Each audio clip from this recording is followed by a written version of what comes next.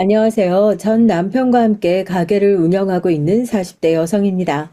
이 나이 먹도록 사회생활하고 또 가정까지 꾸려 내 자식 낳고 살면서 저도 남들 겪을 만한 일들은 어지간히 다 겪어가며 살아왔다고 생각했는데 그것도 제 편협한 사고방식이었던 모양이에요. 지극히 평범한 가족관계 안에서 평생 살아왔다고 해도 과언이 아닌데 최근 몇 년간 제가 겪은 일은 여러분께 말씀드리자면 그야말로 혼돈과 혼란 그 자체였습니다. 요새 워낙 이혼이나 사별 등으로 다시금 새로운 가정 꾸려서 살아가시는 분들 많다곤 하지만 솔직히 전 그런 얘기 다들 남 얘기인 줄만 알고 생각하고 살아왔어요.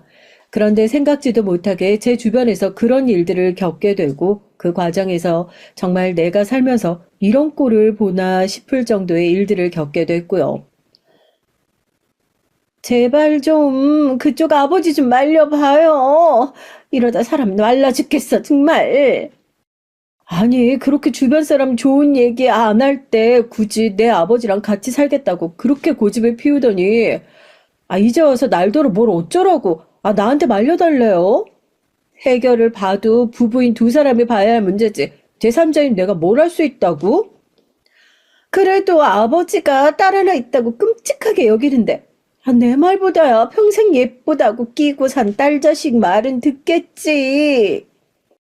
제 또래 새어머니라는 여자가 생긴 것만 해도 정말 기가 막혀서 펄쩍 뛸 노릇인데 아버지랑 산지 얼마 됐다고 저한테까지 쫓아와서 저 난리를 부리는 여자를 보는데 제 심정이 얼마나 기가 막히고 황망했을지 여러분들 상상이 가시나요? 전 부모님 잘 만난 덕에 크게 부족한 것 모르고 유복한 가정에서 부모님 사랑 듬뿍 받으며 자랄 수 있었습니다. 부동산 관련 사업을 하시는 아버지께서 워낙 이문에 밝으신 분이셔서 일찍이 자수성가하신 이래 집안의 금전적인 문제 때문에 걱정거리 생기는 일 없을 정도로 여유 있는 환경에서 자라났고요. 친정 부모님 두 분 사이도 무척 좋으신 편이었습니다. 젊은 나이에 성공하면 주변 사람들이 가만두지 않는 경우도 많고 아무래도 어떻게든 뜯어먹으려 드는 사람들도 적지 않다 보니 그런 것들 노리고 접근하는 사람들도 적지 않았을 거고요. 주위에서 유혹이 많을 만한 환경이었지만 자식인 제가 아는 한 그 두 분 사이에 가정이 뿌리채 흔들릴 만한 심각한 갈등은 없었던 걸로 알아요. 저도 꽤나 눈치가 빠릿빠릿한 편이거든요. 하지만 그런 쪽으로는 자식인 제가 의심조차 해본 적이 없을 정도로 항상 사이가 좋으신 두 분이셨습니다. 두 분은 주변에도 인꼬 부부로 소문이 아주 자자하셨어요. 저희 아빠가 엄마 문제라고 하면 열일 다 제쳐놓고 달려드실 정도로 엄마에게 진심이기도 하셨고요. 자랄 때 어린 제 눈으로 보기에도 그런 아버지가 엄마한테 유난이다 싶을 생각이 들 정도였으니 자식 보기에 이 정도였으면 다른 사람들 보기엔 오죽했겠어요. 조금은 부족하게 시작한 신혼생활에도 늘 공주처럼 저희 엄마를 떠받들어 주셨던 아빠셨어요. 결혼할 때야 남자들이 당신 손에 물 한 방울 묻히지 않고 고생 안 시킨다는 게 흔한 말이지만 사실 결혼 후에 그러고 사는 사람 거의 없잖아요. 그런데 저희 친정아버진 제 마누라한테 한 약속도 지키지 못한 놈은 모자란 놈이란 말씀을 달고 사시는 분이셨어요. 온 동네가 다 아는 사랑꾼이었던 아버지와 달리 저희 엄만 성격이 다소 무던한 데가 있으신 분이셨거든요. 그럼에도 불구하고 아빠가 엄마한테 참 잘하셨다는 것만큼은 엄마도 평생 단 한 번도 부정하지 않으셨습니다. 그래도 네 아빠 아니면 세상에 누가 날 이렇게 귀하게 대접해 주겠어. 그거 생각하면 살면서 소소하게 너희 아빠가 속썩이고 그래도 마냥 미워할 수가 없는 사람이야. 네 아빠가 엄마 귀하게 생각해주는 만큼 엄마도 네 아빠 귀한 사람 대접해주고 싶고. 사실 아빠의 저런 유난스런 엄마 사랑엔 이유가 있었어요. 저희 엄마가 조실부모하고 친척집 전전하면서 눈칫밥을 많이 먹으며 자라오셨거든요. 결혼 전엔 어떻게든 빨리 독립해서 눈치 보는 생활 청산하고 제 한 몸 건사하려고 고생도 꽤나 많이 하셨던 걸로 알고 있습니다. 그리 넉넉한 집안 형편은 아니었지만 부모 형제 간의 사이만큼은 참 좋았던 아빠 입장에선 어린 시절 당연히 받아야 할 사랑 받지 못하고 고생이 많았던 엄마가 늘 안쓰러우셨겠죠. 내가 의리의리한 것 해주진 못하더라도 적어도 나랑 사는 집안에서만큼은 공주 대접해주고 싶었어. 그런 마음가짐이시니 당시로 다소 유난스럽게 보일지 몰라도 한결같이 엄마에게 정성을 쏟으실 수 있으셨겠죠. 그렇게 내 아내, 내 자식 호강시켜줘야 한다는 생각이 강하셨던 분이셨으니 가뜩이나 장사수완 좋으신 분이 더욱 의욕적으로 성공의 발판을 닦으실 수 있으셨을 테고요. 나 지금 이만큼 행세하고 사는 것도 네 엄마 아니면 어디 언감생심 꿈이나 꿀 수 있었겠어? 우리 이만큼 살 수 있는 것도 결국 다 네 엄마 덕인데 네 엄마 만나 촌놈이 인생 폈으니 이 정도는 당연히 해야지. 실제로 저희 엄마 만나 결혼하신 이래 하는 일이 술술 풀리셨다는 아빠셨습니다. 엄마야 그저 남들 다 하는 것처럼 남편 내조에 힘쓰고 아이 잘 키우려고 노력한 것뿐 대단하게 한 것도 없다고 말씀하시지만 세상에서 당신 부인이 가장 잘나고 예쁜 줄 아셨던 아버지 입장에선 항상 저희 엄마를 복덩이라고 하시며 사셨고요. 전 그렇게 사이좋은 두 분 모습을 지켜보는 것이 어릴 때부터 참 좋았습니다. 저희 집에 자식이라곤 저 하나밖에 없었던 이유 또한 아버지의 지극한 아내 사랑 때문이기도 했어요. 저 낳고 나서 저희 엄마가 반년 정도 몸이 안 좋으셨다고 하더라고요. 사실 임신과 출산이라는 게 여자 입장에선 목숨 걸고 하는 일이다 보니 마냥 안전한 일이라고만 할 수 없었겠죠. 하지만 그땐 다들 그렇게 자식 낳고 산다고 여기고 살던 시절이잖아요. 가뜩이나 애지중지하던 엄마가 당신 새끼 낳는다고 그 고생을 하시는 걸 보고 우리 집에 둘째는 없다며 단호하게 못을 박으신 아버지셨습니다. 사실 제 나이 땐 특별한 사정이 있지 않는 한 외동이 흔치 않았거든요.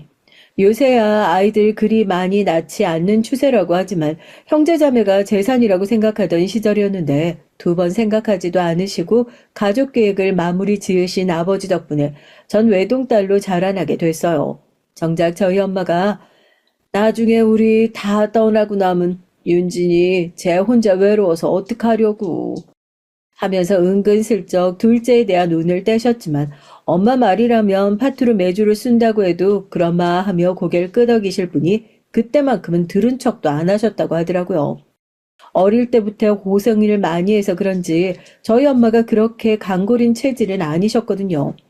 물론 아버지 만나고 나름대로 부잣집 사모님 소리도 듣게 되고 이제 정말 결혼할 때 아버지가 장담하셨던 것처럼 손에 물 한 방울 묻히지 않고 편하게 지내게 되셨다곤 하지만 그렇다고 해서 타고난 체질까지 바꿀 수 있는 건 아니잖아요. 아마 둘째를 요구하는 엄마께 아버지께서 저리 단호하게 대응하셨던 것도 그런 이유가 아주 없진 않았을 겁니다. 난 네 엄마 뭐 따로 바라는 거 없다. 그저 건강하게 내 옆에서 오래오래 같이 있다가 둘 다 백발성성한 호호 할아버지 할머니로 함께 여생 보내다 서로 외롭게 오래 두지 않고 비슷한 시기에 가는 거 그거 말고 바라는 거 없다. 저 성인 되고 아빠랑 밤늦게 술 한잔 기울이다 나온 아버지의 진심이었어요. 거기에 한치의 거짓도 없다는 건 딸인 저만큼 잘 아는 사람이 없었을 겁니다. 어릴 때야 제가 보고 자란 게 부모님 모습이고 또 그게 당연한 줄로만 알았지만 저도 어느 정도 나이 먹고 사회생활도 하고 해보니까 평생 같이 산 부부라고 해서 저희 부모님처럼 다 저렇게 살갑고 서로에게 애틋한 사이인 것만은 아니더라고요. 법적으로 부부지간으로 엮여있는 사이라고 해서 꼭 서로에게 부끄러움 한 점 없는 신의를 지키고 사는 게 아니라는 씁쓸한 현실을 알고 나니 저희 부모님 두 분의 수십 년 동안 지속되어 온 사랑과 믿음이 참 가치 있게 느껴졌어요. 저도 저희 아빠만큼 배우자에게 진정성 있는 사람 나타나지 않을 것 같으면 굳이 결혼하고 싶다는 생각이 들지 않을 정도였죠. 워낙 어릴 때부터 본 게 있다 보니 제 나름대로 기준이 높아질 대로 높아져 있었고 말만 번지르르 하니 하고 행동하는 제게 소홀한 남자들은 애초에 예선부터 탈락이었습니다. 그렇지 않아도 사이가 좋으셨던 두 분은 제가 20살 때 대학에 진학하며 기숙사 생활을 시작하자 제2의 신혼을 맞이하신 것 같으셨어요. 이제 하나 있는 자식 어느 정도 제 앞가림을 할 정도로 키워놓으셨으니 두 분도 두 분 나름대로의 일생을 즐기시는 게 자식인 제 입장에서도 참 좋아 보이더라고요. 전 부모님께 돈 걱정 없이 가고 싶은 대학 가서 부족함 없이 자라게 해주신 것도 참 감사했지만 그보다 더 감사했던 것이 부모님 두 분 사이가 저리 좋으셨다는 거였습니다. 대학 와보니까 동기들 중에서 극심한 가정불화로 부모님이 이혼하신 분들도 적지 않았습니다. 그렇지 않다 하더라도 저희 부모님처럼 사이좋은 부모님은 드무셨고요. 부모님 싸우셔서 집안 분위기 안 좋아서 집에 들어가기 싫다고 우울한 표정으로 말하는 친구들을 보면서 그 친구들한텐 참 미안한 일이지만 난 부모님 때문에 그런 상처 받을 일 없이 자랐다는 것에 대해 부모님께 세상 감사하는 마음이 들 수밖에 없었어요. 유년 시절의 가정 환경이라는 건 사람에게 평생 동안 영향을 미치는 것이어서 이젠 성인이 되어 자기 앞가림 다 하고 사는 성숙한 사람이 되었다 할지라도 어린 시절의 상처에서 벗어나기 쉽지 않아 보이더라고요. 그런 상처를 모르고 자라게 해주신 것만으로도 저희 부모님께서 제게 정말 큰 재산을 주셨다는 생각이 들었어요. 당연히 두 분이 다른 근심 걱정 없이 그렇게 사이좋게 오래오래 잘 지내주시길 부모님께 그것 외에 바라는 것이 없을 정도였죠. 저희 아버지만한 남자 만나지 못할 바엔 평생 혼자 사는 게 낫다고 고집스럽게 생각했던 제게도 드디어 제 짝이 나타나고 그런 사람과 결혼해 가정 꾸리고 살게 됐을 때 제 인생의 롤 모델은 저희 부모님이셨어요. 고맙게도 착하고 다정한 사람 만나 가정을 이루게 됐으니 나만 잘하면 우리 친정 부모님처럼 평생을 서로 이해해주고 아껴주는 사이좋은 부부 사이가 될 수 있을 거라고 생각했죠. 그래도 제가 명색이 평생 저희 부모님 닭살 돋는 애정 행각을 바라보며 살아온 그분들의 유일한 자식 아닙니까? 그분들 하시는 것에 반만큼만 하더라도 남부럽지 않은 결혼 생활을 할 수 있을 거라고 생각하니 새삼 부모님께 더욱 감사한 마음이 들었죠. 그러던 저희 친정집에 그늘이 드리우기 시작한 건 엄마의 투병 생활이 시작되면서부터였습니다. 아버지, 이게 다 무슨 일이래요? 윤진아, 어떡하냐? 네 엄마 불쌍해서 어떡하면 좋아? 엄마 앞에서 동요하실까봐 티를 내지 못하셨던 아버지가 다급하게 달려온 저를 보고 울먹이셨어요. 엄마의 병명은 췌장암이었습니다. 암 중에서도 예후가 가장 좋지 않기로 유명한 암이었죠. 상대적으로 다른 부위에 비해 발견하는 것도 쉽지 않다고 하더라고요. 엄마의 건강 문제에 워낙 예민하신 아빠셨으니 매년 건강검진을 받으셔서 그나마 통증이 나타나기 전에 발견할 수 있었던 거였습니다. 당사자인 친정어머니는 생각보다 담담하셨어요. 내 팔자에 그래도 이만하면 오래 잘 살았지. 네 아버지 만나 시집와서 고생 안 하고 살아서 이만큼이나 별 탈 없이 지냈지. 안 그랬으면 친자가 어디가 상해도 상했을 거다. 아버지에 비해 다소 무뚝뚝한 편이셔서 항상 애정 표현이 잦으신 아버지께 표현은 잘 안 하셨어도 엄마가 그런 아버지께 얼마나 감사하고 지내오셨는지 잘 알 수 있었습니다. 항상 가는 곳마다 천덕꾸러기 취급받으며 눈칫밥 먹기 일쑤였던 엄마를 세상 그 누구보다 귀하게 대접해 주신 아빠셨어요. 유난스럽다고 타박하시면서도 그런 아빠의 애정을 늘 과분하게 여기셨던 엄마셨고요. 하지만 아버지는 도저히 어머니처럼 받아들이시진 못하시는 것 같았습니다. 윤진아, 너도 알잖니? 나 네 엄마 없으면 안 돼. 네 엄마 없으면 못 살아. 네 엄마 잘못될 거 생각하면 벌써부터 숨이 턱턱 막히는 것 같은데 어떡하냐? 어떡하니 우리 윤진아? 얼마 남지 않았다는 엄마의 여생에 대한 얘기를 듣고 당사자인 엄마보다 훨씬 더 힘겨워하시는 아버지셨어요. 솔직히 저도 아프시다는 친정 엄마가 너무 걱정됐지만 아버지에 대한 걱정이 더 클 수밖에 없었습니다. 저희 엄마 아빠 관계가 어땠는지 가장 근거리에서 평생을 지켜봐온 저였어요. 항상 껌딱지처럼 저희 친정 엄마 곁에 붙어있는 아버지 모습을 보면서 속으로 엄마는 아버지가 없어도 살 수 있지만 아버진 정말 엄마 없인 못 살 거라는 생각을 하기도 했습니다. 그런데 정말 그런 상황이 현실로 다가오고 있었죠. 정말로 엄마가 먼저 떠나시게 되면 아버지가 그 고통을 대체 어떻게 견뎌내실지 상상만 해도 제 숨이 턱턱 막힐 지경이었습니다. 엄마를 간병하는 아버지 모습은 정말 눈물겨울 지경이었어요. 환갑이 넘은 나이에도 여전히 현역으로 활동하시며 왕성하게 경제활동을 하셨던 아버지셨지만 엄마의 투병이 시작된 후로 만사 다 제쳐두고 엄마 곁에만 붙어 계시는 아버지셨습니다. 저 사람 나 가고 나서 도대체 어떻게 버틸지 그거 생각하면 편히 눈을 감을 수가 없을 것 같다. 자식이라고 너 하나밖에 없는데 늙음하게 마누라 잃은 네 아버지가 너 애먹이는 건 아닐까 싶어 얼마나 걱정인지 몰라. 아버지 성정을 잘 알고 있는 엄마시니 병색이 완연한 얼굴로 걱정에 잠기실 수밖에 없었어요. 결국 엄만 끝까지 아버지 걱정이 가득한 가운데 숨을 거두셨습니다. 아버지는 한동안 거의 제정신이 아니라 해도 과언이 아니었어요. 자식이라곤 저 하나밖에 없으니 저와 사위인 남편이 짬이 날 때마다 번갈아 가며 저희 친정 본가를 들락거리며 아버지를 보살폈지만 아버지께 떠난 엄마만 할 수는 없으셨겠죠. 윤진아, 나 도저히 이 집에서 못 살겠다. 어딜 둘러봐도 여전히 너희 엄마가 살아있을 것만 같고 이 집안 구석구석 네 엄마 손길 닿지 않은 곳이 없어. 술은 적당히 즐길 정도만 마시는 거라며 술에 만취해서 해롱되는 사람들을 가장 한심하게 생각하셨던 아버지가 매일같이 술독에 빠져서 정신을 못 차리시다 결국 제 앞에서 울면서 저러시더라고요. 그 심정이 오죽하면 저러실까 싶어 저도 가슴이 찢어지는 것 같았습니다.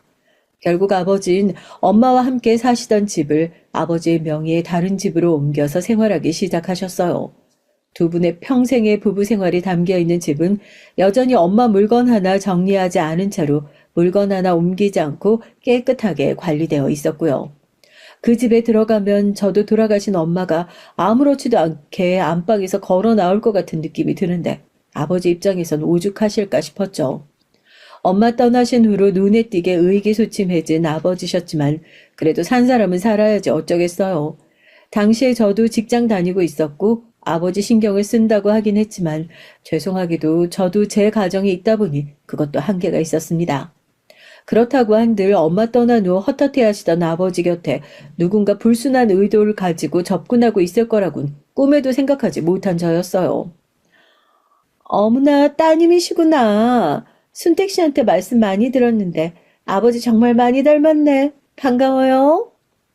한동안 회사 일이 너무 바빠서 시간 내기가 어려웠는데 간신히 급한 일 좀 정리하고 오랜만에 아버지를 찾아갔더니 웬 처음 보는 젊은 여자가 대뜸 안에서 문을 열어주는 게 아니겠어요? 처음에 제가 집을 잘못 찾아온 줄 알았습니다.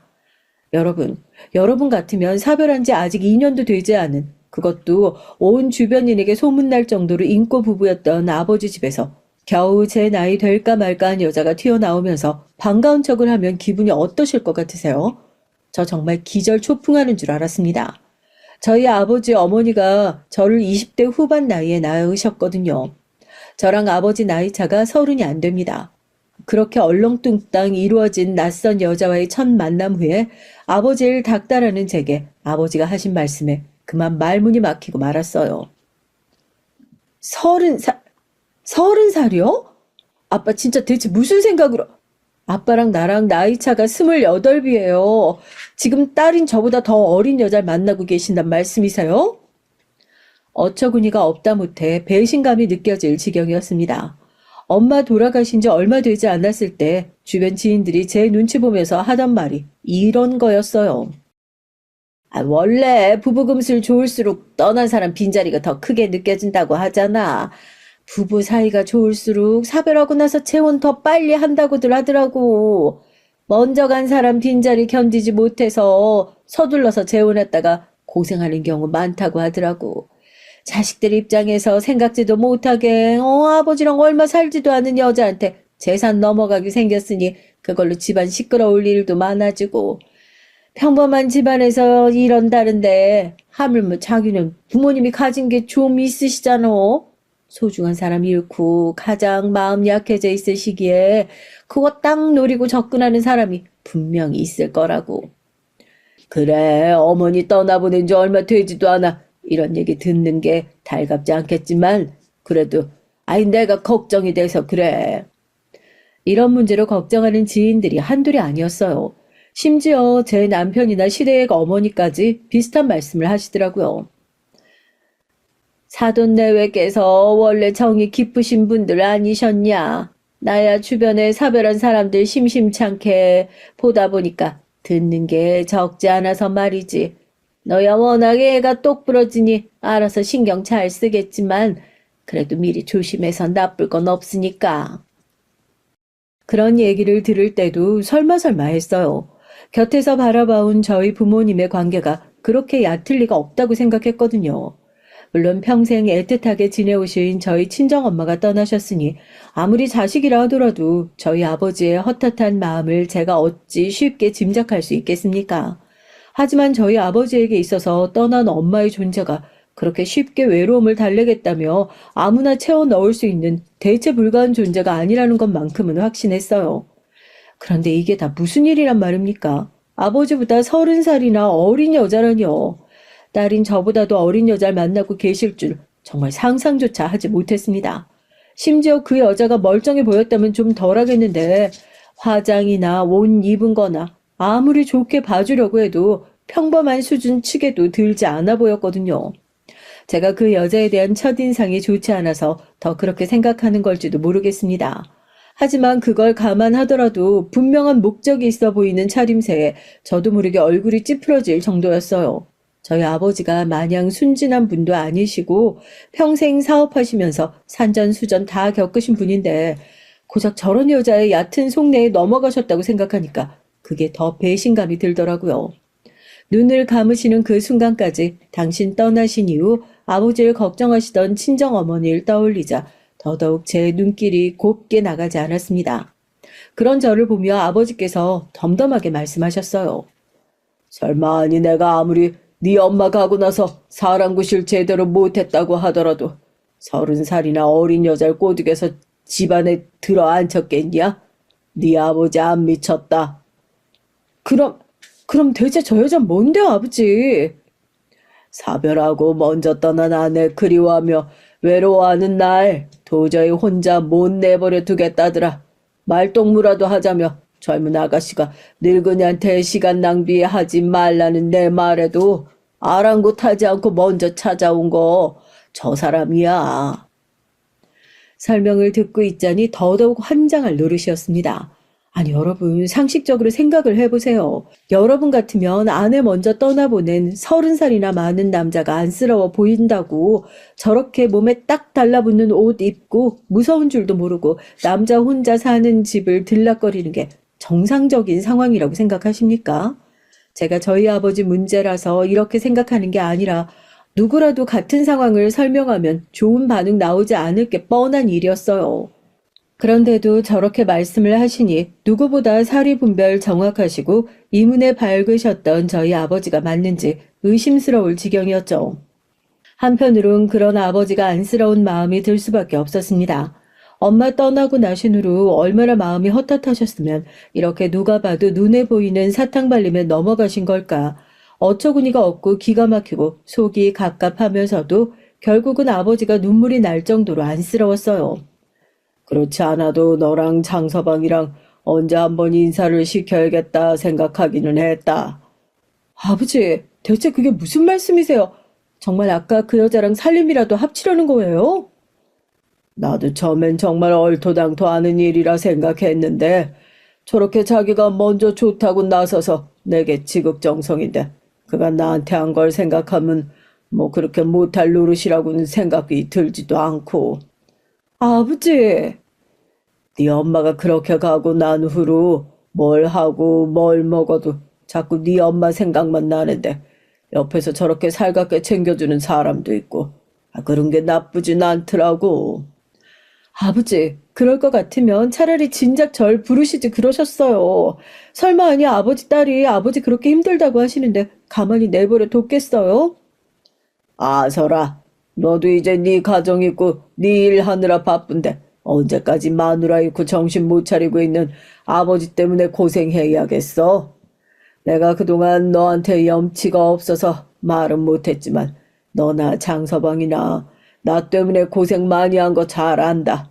나도 이제 정신 차려야지. 그 정신 차리는 게 왜 하필이면 저렇게 누가 봐도 꽃뱀이 틀림없는 여자하고 살림을 합치는 거랍니까? 정말 저희 아버지가 엄마 떠나보내고 외로움에 이성적인 사고가 안 되시는 건지 엄마 살아생전 같았으면 상상조차 할 수 없었던 기가 막힌 상황이 들이닥치자 저로서도 어찌 해야 할 바 모르겠더라고요. 그런 절 가만히 보시더니 제 어깨를 토닥이시며 말씀하는 아버지셨어요. 네가 뭘 걱정하는지 아버지 잘 안다. 하지만 나도 그 정도로 정신이 나가진 않았어. 이 나이 먹어서 이제 와서 내 자식 앞길 망치려 들겠냐. 저 사람이랑 살림 합친다 하더라도 너 걱정하는 일 절대 생기지 않을 테니 그런 염려할 필요 없어. 아버지, 어떻게 걱정을 안 할 수가 있겠어요? 여러분 같으시면 그러실 수 있으시겠어요? 당장 이 일을 아버지 주변 분들이 아시는 것만 하더라도 다들 기절초풍할 만한 일이었습니다. 제 반응이 결코 과한 게 아니라는 뜻이었죠. 아버지가 평생 어머니 떠난 자리에 대한 그리움을 이기지 못하고 기력이라도 쇠하실까 그게 걱정이었지. 이런 문제 때문에 애를 먹게 될 거라고는 생각지도 못했어요. 당연히 소식 알게 된 남편 표정도 어두워졌습니다. 여보, 나라도 장인어른하고 얘기를 좀 해볼까? 하나 있는 딸 자식 말도 들은 채 많지 하시는데 사위라고 뭐 크게 다르겠어. 대체 왜 저러시나 몰라. 다른 사람도 아니고 어떻게 우리 아버지가 이럴 수가 있어? 우리 엄마가 이걸 아시면 얼마나 기가 막히시겠어. 장인어른께서 얼마나 힘드셨으면 그런 생각을 다 하셨겠어. 그래, 나도 그렇게 생각해서 차마 심하게 얘긴 못했는데 아니 어지간해야지. 비슷한 연배에 차분하신 분 만나 재혼한다고 하더라도 걱정이 이만저만이 아닌데 그 여자 나보다 어리다고. 제정신 박힌 여자면 미쳤다고 30살이나 많은 환갑 넘은 할아버지 제치자리 들어오겠다고 하겠어? 적나라한 제 말에 남편도 그만 말문이 막혀버렸습니다. 이게 일반적인 반응이겠죠. 누가 이걸 진정한 사랑이라고 생각하겠습니까? 뭐 모르겠습니다. 세상은 넓으니 정말로 30살이 넘는 나이 차이에도 서로를 진심으로 사랑하는 부부가 있을지도 모르겠죠. 하지만 적어도 그게 제 아버지의 얘기는 아니라는 걸 저는 확신할 수 있었어요. 그러니 가슴이 더 답답할 수밖에 없었죠. 주변 사람 눈에 다 보이는 게 왜 우리 아버지 눈에만 보이지 않는 걸까? 미치고 펄쩍 뛸 노릇이었습니다. 아버지, 차라리 우리랑 합가하세요. 제가 아버지 외롭지 않게 더 신경 썼어야 했는데 제가 자식 노릇 제대로 못해서 이런 일이 생긴 것 같아요. 아니다. 그게 무슨 소리야. 네가 여기서 더 이상 뭘 더 어떻게 해. 나 나이 먹었다고 해서 자식한테 짐이나 되는 늙은이 취급당하기 싫다. 네가 오죽하면 이런 소리를 했는지 모르지 않지만 맹세컨대 네가 걱정하는 일 절대 생기지 않을 테니까 지금 이 얘기 못 들은 걸로 하마. 제 딴엔 아버지 설득해보려고 애원도 해보고 화를 내보기도 해보고 급기야는 남편과의 상의 끝에 합가 얘기도 꺼내봤지만 모두 소용이 없는 일이었어요. 아버지님이 결심을 굳히신 듯 했고 한 번 안면을 트고 나니 마치 정말 자기가 제 새어머니라도 된 것처럼 친한 척하고 드는 그 여자 때문에 골머리가 깨질 지경이었습니다. 윤진 씨 보기에 걱정이 많으신 거 저도 모르지 않아요. 하지만 저 정말로 순택 씨한테 다른 마음 있어서 이러는 거 절대로 아니에요. 워낙 어릴 때부터 아버지가 안 계셔서 순택 씨가 더 믿음직하게 느껴지기도 하고 저 혼자 일방적으로 챙겨드리는 게 아니라 저도 순택 씨한테 참 마음의 위안 많이 받고 있어요. 저보다 2살이나 어린 여자가 내 아버지한테 순택 씨 하며 콧소리를 내가며 불러대는데 얼마나 듣기 싫은지 모릅니다. 마음 같아선 당장 내 아버지한테 떨어지라고 고함이라도 치고 싶은 심정이었지만 그래도 정말 근시일에 저희 아버지와 살림에 합치게 되면 제가 좋든 싫든 저희 아버지의 새로운 배우자가 될 사람인데 그렇게 막무가내로 나갈 수가 없겠더라고요. 곧 주변에도 소문이 퍼지기 시작했고 당장 아버지 지인부터 아버지께 제정신이냐며 뜯어 말리기 시작했습니다. 아이고 저 명민한 친구가 어쩌다가 이 꼴이 돼가지고 윤진이 네 속이 아주 말이 아니겠구나. 하나같이 아버지 설득하는데 실패하신 아버지 지인분들께서 절 측은한 얼굴로 바라보시며 이렇게 말씀하셨어요. 이쯤 되니 저도 반 포기 지경에 이르렀습니다. 설득이 될 것 같으면 진작도 했겠죠. 자식인 내가 이렇게 반대를 하는데 그것도 아무 이유 없이 싫다고 하는 것도 아니고 주변에서 다들 이렇게 뜯어 말리는데 굳이 그걸 하셔야겠다고 고집을 피우는 아버지를 보면서 평생 느끼지 못했던 배신감과 서운함을 동시에 느꼈습니다. 도대체 지금의 저 아버지가 내가 평생 보아왔던 아버지가 맞는지, 우리 친정엄마와 둘도 없는 인꼬부부로 살아왔던 그 사람이 맞는지 의심스러울 지경이었어요. 어떻게 사람 행보가 달라도 이렇게 달라질 수가 있나 싶어 허망할 지경이었습니다. 남녀 관계라는 게 끝나고 나면 참 허무한 사이라고는 하지만 그게 내 부모님께도 적용되는 말일 거라곤 정말 상상조차 하지 못했거든요. 결국 끝내 뜻을 꺾지 않는 아버지에게 굳은 얼굴로 저도 최후 통첩을 했어요. 그렇게 아버지가 하셔야겠다는데 제가 뜯어 말린다 한들 무슨 의미가 있겠어요? 하지만 이것만 분명히 알아두세요. 나한테 엄만 돌아가신 내 친엄마 한 분뿐이에요. 온 세상 축복까지는 아니라 하더라도 다들 하나같이 뜯어 말리는 데는 이유가 있을 건데 이렇게까지 들은 척도 안 하고 살림 합치시려고 하실 땐 아버지도 이 정도는 감수하셔야죠. 아버지 재혼하시고 나면 저 이 집 따로 안 올 거예요. 밖에서 따로 아버지 뵙는 일은 있더라도 저 도저히 아버지보다 30살이나 어린 딸인 저보다도 2살이나 어린 여자한테 새어머니랍시고 하하호하며 지내진 못하겠네요. 안다. 알어. 나 너한테 그 사람한테까지 자식 노릇하라는 어처구니 없는 요구는 애초부터 할 생각 없었어. 이 아빠도 다 생각이 있단다. 그러니까 너무 걱정하지 마.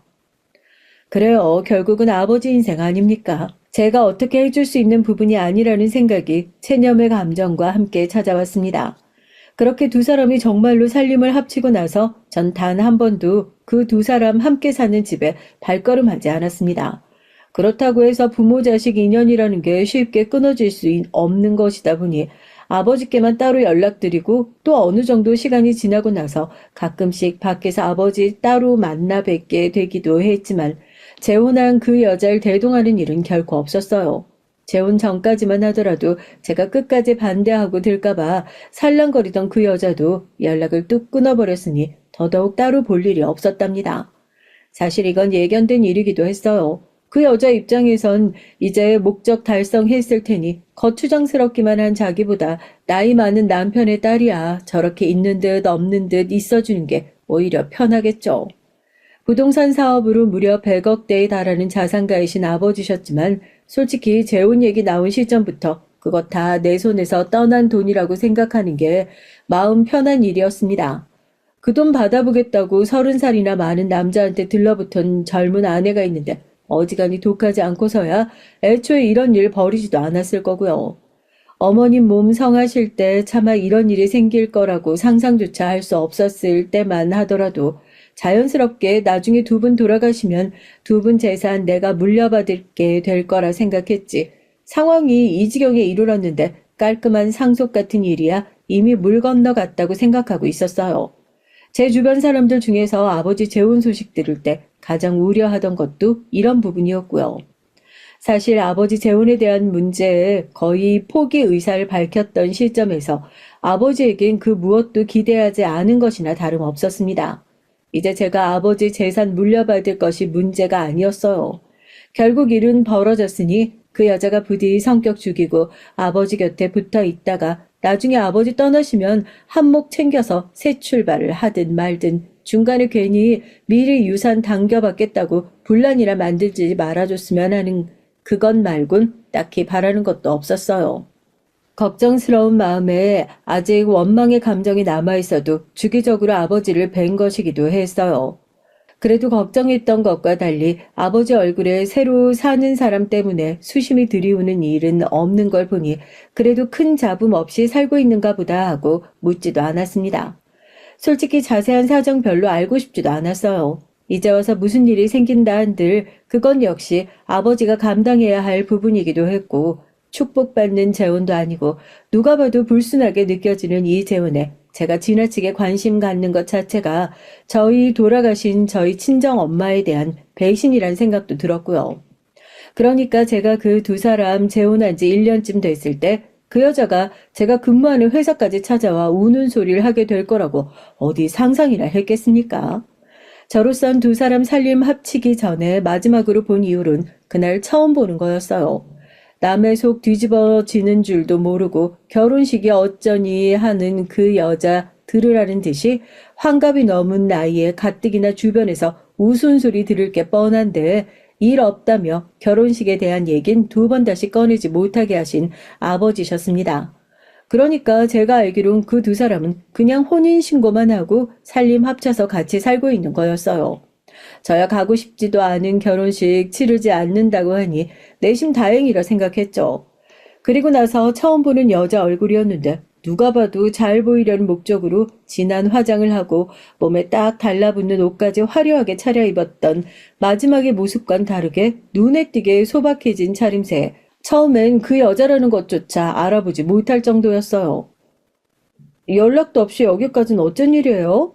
우리가 이렇게 따로 얼굴 볼 사이 아닌 것 같은데.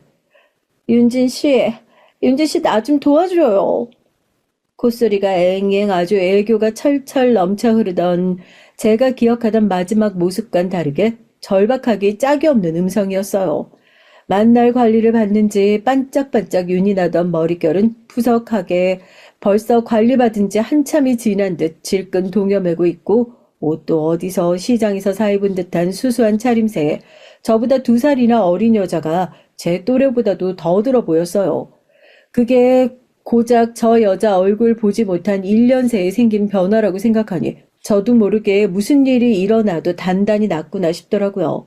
순순히 그 여자 손에 이끌려 인근의 인적 드문 공원까지 따라간 것도 대체 무슨 일이 있었는지 호기심을 참지 못해서였습니다. 도대체 뭐예요? 이제 와서 나한테 무슨 할 말이 있다고. 윤진 씨, 나 좀 도와줘요. 아버지 설득해서 제발 나랑 이혼 좀 하라고. 제발 나 좀 이 집에서 구해주세요. 네?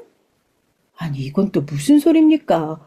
그렇게 자기가 먼저 사별한 아버지가 안쓰러우니 어쩌느니 해가며 입안에 혀처럼 굴어 살림까지 합쳐놓고 왜 이제 와서 절더러 이혼을 시켜달라니 저도 모르게 눈살이 찌푸려졌어요. 아니 이혼을 하고 싶으면 두 사람이 알아서 할 일이지 애초에 재혼할 때 뭐 내 허락받고 했어요? 그런 문제를 찾아올 만큼 우리가 살가운 사이던가? 더 할 말 없으면 나 그만 일어날게요. 윤진 씨, 제발.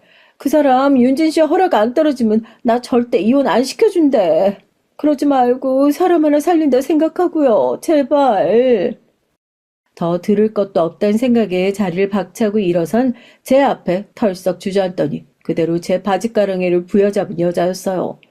황당함이 가시기도 전에 지난 아버지의 1년간의 재혼 생활이 어떠했는지를 알 수 있었습니다. 그 여자의 정체야 처음부터 의심할 것 없는 꽃뱀이었죠. 유난히 부부 사이 좋던 아내 앞세우고 상심해 있던 제 아버지에게 처음부터 의도적으로 접근했던 여자였습니다. 늙은이 수발만 조금 들면 100억이나 되는 막대한 재산이 물처럼 펑펑 쓰며 살 수 있을 거란 기대가 만만했겠죠. 주변 반대가 심상치 않긴 했지만 그래도 아버지가 끝까지 결혼을 밀어붙여 비교적 수월하게 재혼에 성공하기도 했고 이제 아버지 재산 빼돌릴 생각에 만만한 여자였습니다. 하지만 현실은 결코 만만하지 않았어요. 내가 당신이랑 재혼하면서 당신 그렇게 내 주변 사람들한테 모진 소리 듣게 하고 생각해보니 나도 생각이 많이 모자랐어. 당신이야 불순한 뜻이 없다 하더라도 사회적으로 보기에도 당연히 그렇게밖에 보일 수 없는 관계인데 우리가 좀 더 주변에 진정성 있는 모습을 보였어야 했는데 그러질 못해서 당신이 괜한 소리 듣게 해서 내가 참 미안하게 생각해.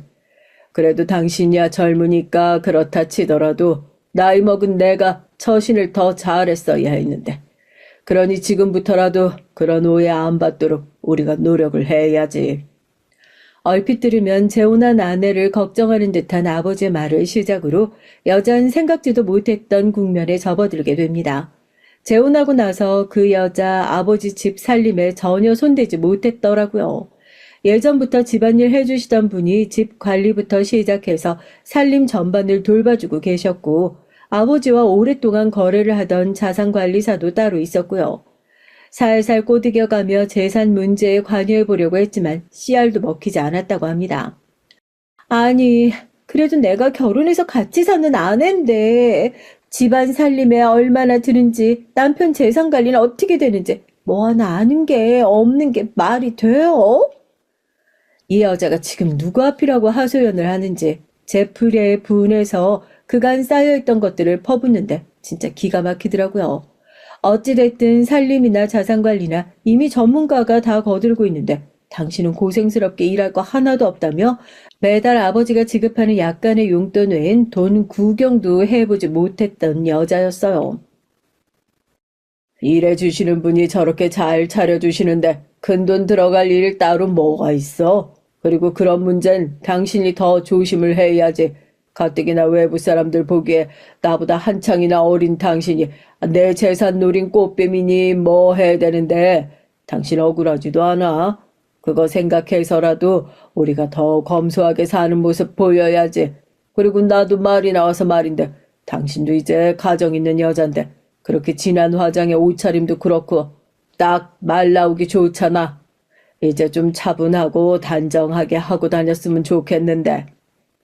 용돈이 너무 적단 불만에 오히려 아버지께 이런 소리나 들었다고 합니다. 그 이후로는 하고 다니는 행동거지나 차림새, 씀씀이 등 모든 부분에서 사사건건 트집을 잡았다며 우는 소리를 하는 여자였어요. 이건 뭐 사람이 답답해서 살 수가 있어야지. 내가 오죽하면 이혼 얘기를 다 꺼냈겠어요? 사람이 숨통은 트이고 살아야 하지 않겠어요. 나 결혼해서 이렇게 살 줄 알았으면 처음부터 그 고집 안 피웠지. 근데 내가 그만 갈라서 자고 했더니 자기 사전에 이혼이라는 건 없다면서. 한번 자기랑 부부 인연 맺었으면 죽어야 끝나는 거라고. 그렇게 자식 속상해하는 거 보면서 밀어붙인 재혼인데 윤진 씨 봐서라도 절대 이혼 못하겠다고 하잖아요. 그러니까 윤진 씨가 제발 아버지 설득 좀 해주세요. 네? 대충 그간의 상황이 짐작이 되더라고요. 저희더러 그렇게 걱정할 일 생기지 않을 거라 호언장담을 하시더니 처음부터 이러려고 그러셨던 건지 속으로 솔직히 어처구니가 없었습니다. 아니 저런 여자인 거 처음부터 모르지 않았으면서 뭐 한다고 이렇게 복잡한 일을 만드신 건지 아버지가 이해가 안 가더라고요. 뭐 그 여자에게야 일말의 동정심도 들지 않았습니다. 아무것도 가진 거 없이 남들 다 반대하는 결혼하겠다고 나서면서 젊은 여자가 가진 거 돈밖에 없는 나이 많은 남자 만났으면 그 정도 노력은 당연히 해야 되는 거 아닌가? 그럼 남의 돈 뽑아 먹는 게 그렇게 쉬운 줄 알았어요? 부부 문제야 내가 간섭하고 싶지도 않고 정 못 살겠으면 아버지한테 이혼 소송 걸든 싹싹 빌어서 합의 이혼을 받아내든 그건 그쪽이 알아서 할 일이고 아우 이런 귀찮은 문제로 다시는 나 불러날 생각하지 말아요. 그쪽 얼굴 보는 것만 해도 나 불쾌하니까. 윤진 씨 그러지 말고 윤진 씨도 나 별로 안 좋아했잖아. 나 계속 이렇게 살다가 정말 화병 나서 죽을지도 몰라요. 사람 하나 살리는 셈 치고 나 좀 살려주세요. 살려줘요, 윤진 씨, 네? 제발 자기 이혼 좀 시켜달라며 애걸복걸하는 여자 냉정하게 뿌리치고 돌아섰어요. 그 길로 아버지 찾아갔죠. 아버지, 내가 오늘 무슨 소리 들은지 알기나 하세요? 내가 왜 아버지 때문에 그 여자한테 이런 헛소리까지 들어야 돼요? 지난 1년간 애써 관심을 껐다는 이유로 참견하지 않았던 것, 그간의 서운한 감정을 아버지 앞에서 있는 대로 퍼부은 저였습니다. 자식 가슴에 대못 박으면서 어린 여자 끼고 살더니 고작 이런 꼴 보려고 그러셨어요? 그 여자 속내 모르는 것도 아니면서 대체 왜 그러셨어요? 윤진아, 미안하다. 내가 그렇게 너 귀찮게 보는 일 없도록 처신을 제대로 하라고 했는데 다시는 그 여자 네 앞에 나타나서 그런 짓 못하게 할 테니까 걱정하지 마. 지금 그게 문제가 아니잖아요. 대체 무슨 생각이세요? 네 말대로 그 여자한테 따로 목적이 있어서 나한테 접근했다는 거 처음부터 모르지 않았어. 평소 같으면 어림도 없었을걸. 네 엄마 가고 나서 나도 마음이 헛헛해서. 어차피 저쪽도 목적이 있고 나도 목적이 있는 것 같으면 서로 필요한 부분 맞으면 나쁠 것도 없겠다 했는데 처음부터 그 여자한테 재산 뜯어먹힐 생각 같은 거 없었어. 네 엄마랑 같이 일군 재산 새끼인 너 놔두고 엉뚱한 인간한테 퍼줄 생각이 있겠냐? 그 말을 들으니 저도 모르게 힘이 빠졌습니다. 사실 그 여자랑 살면서 아버지 말씀대로 뭐 크게 뜯긴 것도 없는 것 같으니까 그 말이 틀린 말도 아니었어요. 아무리 내 입안에 혀처럼 굴려고 해도 젊은 사람 속내야 빤히 보이는 건데 내가 그 속셈을 몰랐겠어. 그래도 살면서 못된 마음 고쳐먹고 남 등쳐먹는 게 아니라 자기도 정신을 좀 차리는 것 같으면 나도 그 정도의 보상은 해줄까 싶었는데 그걸 못 견디고 겨우 1년 만에 나가 떨어질 그릇이니 나도 그런 사람한테 더 시간 뺏길 생각 없다. 그러면서 이혼을 왜 안 해준다고 하셨어요? 거기에 제 핑계 댄 건 또 뭐고요? 너한테 면모가 없다는 말은 사실이었어. 너희 엄마하고 살던 것처럼은 그 누구하고도 못 살 테니. 그래도 내 곁에 챙겨주는 사람 있으면 너한테 짐은 좀 덜 되지 않을까. 그런 어리석은 생각을 했었다. 그리고 남의 돈 그렇게 등쳐 먹으려고 해놓고 그만한 노력도 안 하고 나가 떨어질 것 같으면 그 사람도 대가 치러야 하지 않겠니? 어차피 그 여자 자기가 먼저 이혼 소송 할 여력도 안 되고 소송해봤자 무조건 아버지가 이겨. 자신만만한 아버지 표정에 또 뭐가 있나 싶었더니 그 여자 처음부터 남자가 있었더라고요. 애초에 쥐뿔도 없는 꽃뱀 주제에 저희 아버지 수준의 자산가랑 어떻게 연결이 됐겠어요. 같이 동거하던 사기꾼 놈이 정보를 물어줘서 지금에 이르게 됐는데 저희 아버지랑 살림 합친 그 1년 새에도 둘이 어지간히 따로 몰래 만난 모양이더라고요. 아버지한테 명백한 불륜 증거까지 확보된 상황이니 아버지 말 맞다나 이혼 소송을 시작한다 하더라도 그 여자가 한몫 뜯어내기는커녕 위자료까지 물어줘야 할 판이었습니다. 나도 오래 끌 생각 없어. 조만간 정리할 테니 너 아무것도 걱정할 거 없다. 그 걱정할 거 없단 소리만큼 믿음 안 가는 소리도 없어요. 걱정시키지 말고 그런 말씀 하시지 말든가요. 그래 알았어. 아버지가 다 잘못했다. 이제 내 새끼가 하자는 대로만 군소리 않고 말 잘 들을 테니 윤진이 네가 아버지 한 번만 봐줘. 응? 여전히 화난 마음이 완전히 풀리진 않았어도 제겐 소중한 아버지셨어요. 결국 그런 아버지께 마지막으로 한 번만 더 기회를 드렸습니다. 그 후로 몇 달간 아버지한테 있는 대로 시달리던 그 꽃뱀은 결국 주제에 먼저 이혼 소송을 걸었고 기다렸다는 듯이 그 꽃뱀과 사기꾼놈 불륜 자료를 터뜨리며 대응한 아버지 덕분에 소송은 그야말로 개싸움이 됐어요.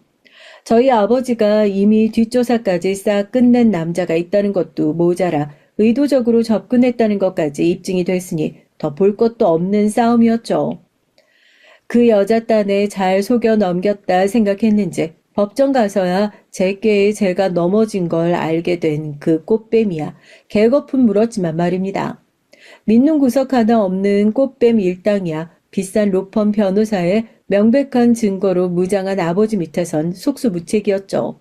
결국 한몫 제대로 털어보겠다는 처음 포부와는 다르게 1년간 거의 갇혀 살다시피 하면서 얻은 건 거액의 위자료를 빚으로 떠안게 된 것뿐인 그 여자였습니다. 그렇게 주변을 떠들썩하게 만들었던 아버지의 재혼이 끝이 났어요. 어머니 가시고 한번 크게 당신 인생에 다시 없을 사고를 치셔서 그런지 그 후로 아버지께선 오히려 일견 평온해 보이셨죠. 네 엄마 잃고 난 헛헛함을 다른 누가 채워줄 수 있는 게 아니었는데 그걸 내가 이 꼴까지 겪고 나서야 제대로 깨닫게 되다니. 네 엄마 만나면 내가 정말 야단 들어도 한참 들을 것 같구나. 여전히 엄마를 그리워하시는 아버지시지만 예전보단 훨씬 안정된 모습에 저 역시 한시름 덜었습니다. 요즘은 남편과 같이 가게며 사업 시작한 제 대신 저희 아이들 봐주시고 시간을 보내고 계시는데 제가 바쁘다는 핑계도 핑계지만 일부러 아버지 외로운 생각 들지 않으시도록 더 그러는 것도 있어요. 아이들 돌보는데 힘든 일이야 집안에서 일해주시는 분들이 잘 도와주시니까요. 문제의 그 꽃뱀은 재버릇게 못 줬는지 크고 작은 사기를 치고 다니다가 결국 덜미가 잡혀 교도소에 수감됐다고 들었습니다. 가뜩이나 아버지와 이혼할 때 거액의 위자료까지 떠안는 바람에 발등에 불이 떨어졌으니 더더욱 앞뒤 안 가리고 쉽게 남의 돈 뜯어먹으려 들다 그 사달이 났겠죠. 뭐 불쌍하다는 생각도 들지 않네요. 그래서 사람은 떳떳하게 일해서 벌어먹고 살아야 하는 겁니다. 참 이런 막장 드라마 같은 사연은 평생 직접 겪을 일 없을 줄 알았는데 살다 보니 이런 일도 겪게 되네요. 오늘 제가 여러분께 들려드릴 얘긴 여기까지입니다. 그래도 별 손해 보지 않고 일이 해결되고 아버지도 한층 편해 보이셔서 이만하면 다행이라는 생각이 들어요. 제가 이런 아버지 더 신경 써야겠죠? 얘기 끝까지 들어주셔서 감사합니다. 안녕하세요. 전 50대 할아버지입니다. 저에겐 눈에 넣어도 아프지 않은 딸아이가 하나 있어요. 30 다 된 딸이 예뻐봐야 뭐가 예쁘다고 하실 수도 있지만 전 아직도 딸을 보면 어린 시절의 모습이 그대로 떠오르며 마음이 뭉클하고 좋아요. 사실 제가 40대에 아내랑 이혼하고 혼자 딸을 키우고 살았거든요. 당시 아이가 고등학생으로 한창 예민했던 사춘기였는데 부모로서 씻을 수 없는 상처를 준 것 같아 미안해서 아직도 딸을 보면 안쓰럽고 애틋해요. 그런 마음에 딸에게 조금이나마 부족하지 않은 아버지가 되기 위해 부단히도 노력하고 살았습니다. 마음 같아선 저 딸애가 성인이 될 때까지 기다렸다가 아내와 헤어질 생각이었죠. 그런데 상황이 그때까지 기다려주지 않더라고요. 제가 도무지 아내를 참고 살아줄 수가 없었어요. 이대로 며칠이라도 참고 살았다간 제가 금방이라도 죽겠구나 싶었죠. 아내와 제 사이가 처음부터 안 좋았던 건 아닙니다. 아내와 저도 처음 결혼했을 땐 행복했어요. 아내와 전 20대 같은 직장에서 만나 연애하고 결혼했습니다. 사실 당시에 전 결혼까지 약속했던 여자친구와 헤어진 지 얼마 되지 않았을 때라 다시는 연애를 하지 않겠다 다짐했을 때였어요. 아무리 노력해도 전 여자친구처럼 사랑하는 사람을 만날 수 없을 거라 확신했거든요. 그리고 그 어린 나이에 사람이 아무리 노력해도 되지 않는 일이 있다는 것도 깨달았습니다. 저와 전 여자친구는 서로 평생 함께 살고 싶을 만큼 좋아했지만 전 여자친구 부모님의 반대로 헤어지게 됐어요. 정말 무슨 영화에나 나올 법한 줄거리처럼 검은 정장을 입은 사람들이 제가 사는 집까지 찾아와 차에 태워 대궐 같은 집에 데리고 갔어요. 그러곤 여자친구의 아버지께서 무슨 조직의 보스 같은 모습으로 나타나 절 노려보셨죠. 앞길도 창창한 친구가 이런 실수를 해서야 되겠나. 우리 정숙인 따로 식을 올리기로 약속한 남자가 이미 정해져 있으니 괜한 기대하지 말고 헤어지게. 연애하는 동안도 전 여자친구네 집안이 보통 집안은 아닌 줄 알았지만 이 정도일 줄은 몰랐어요. 무슨 사업을 하시는지 집도 으리으리하고 집 안에 일하는 사람도 많더라고요.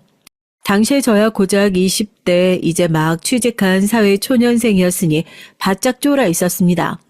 하지만 아무리 무서워도 이대로 여자친구와 헤어지고 싶지 않았어요. 아버님, 지금은 제가 마음에 안 드실 수도 있지만 저 대학도 나왔고 다니는 직장도 탄탄해요. 앞으로 절대 정숙이 고생시킬 일 없으니까 제발 교제만이라도 허락해 주세요. 정숙이 정말 사랑합니다.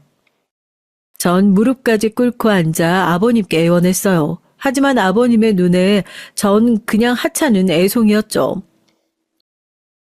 내가 이런 말까진 안 하려고 했는데 자네 참 머리가 나쁘네. 딱 보면 계산이 안 돼. 내 딸은 자네 같은 남자랑 사느니 차라리 결혼 안 하고 나랑 평생 사는 게 낫지. 괜히 사랑이니 뭐니 떠들다가 실수해서 자네 같은 가난뱅이랑 살면 평생 지들이 고생만 할 텐데. 그리고 자넨 시골에 계신 부모님 생각은 안 하나? 자꾸 이러면 지금 다니는 직장도 내가 못 다니게 하는 수밖에 없어.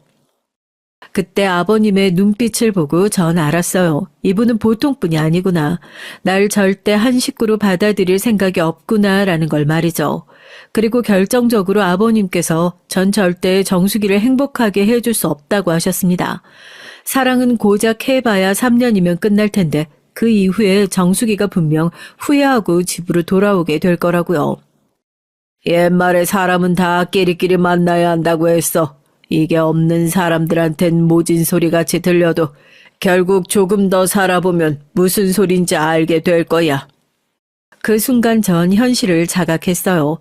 제가 못 오를 남을 올려다 봤구나. 현실은 영화가 아닌데 괜히 여기서 더 나갔다간 아버님의 말씀대로 내 인생까지 망칠 수 있겠구나 싶었죠. 전 정수기를 사랑하지만 용기는 없는 남자였습니다. 더 나아갈 자신이 없었어요. 그날 아버지의 말씀대로 정수기와 헤어지겠다고 얘기를 한 뒤 돌아왔어요. 그리고 제가 먼저 정수기에게 헤어지자고 통보했죠.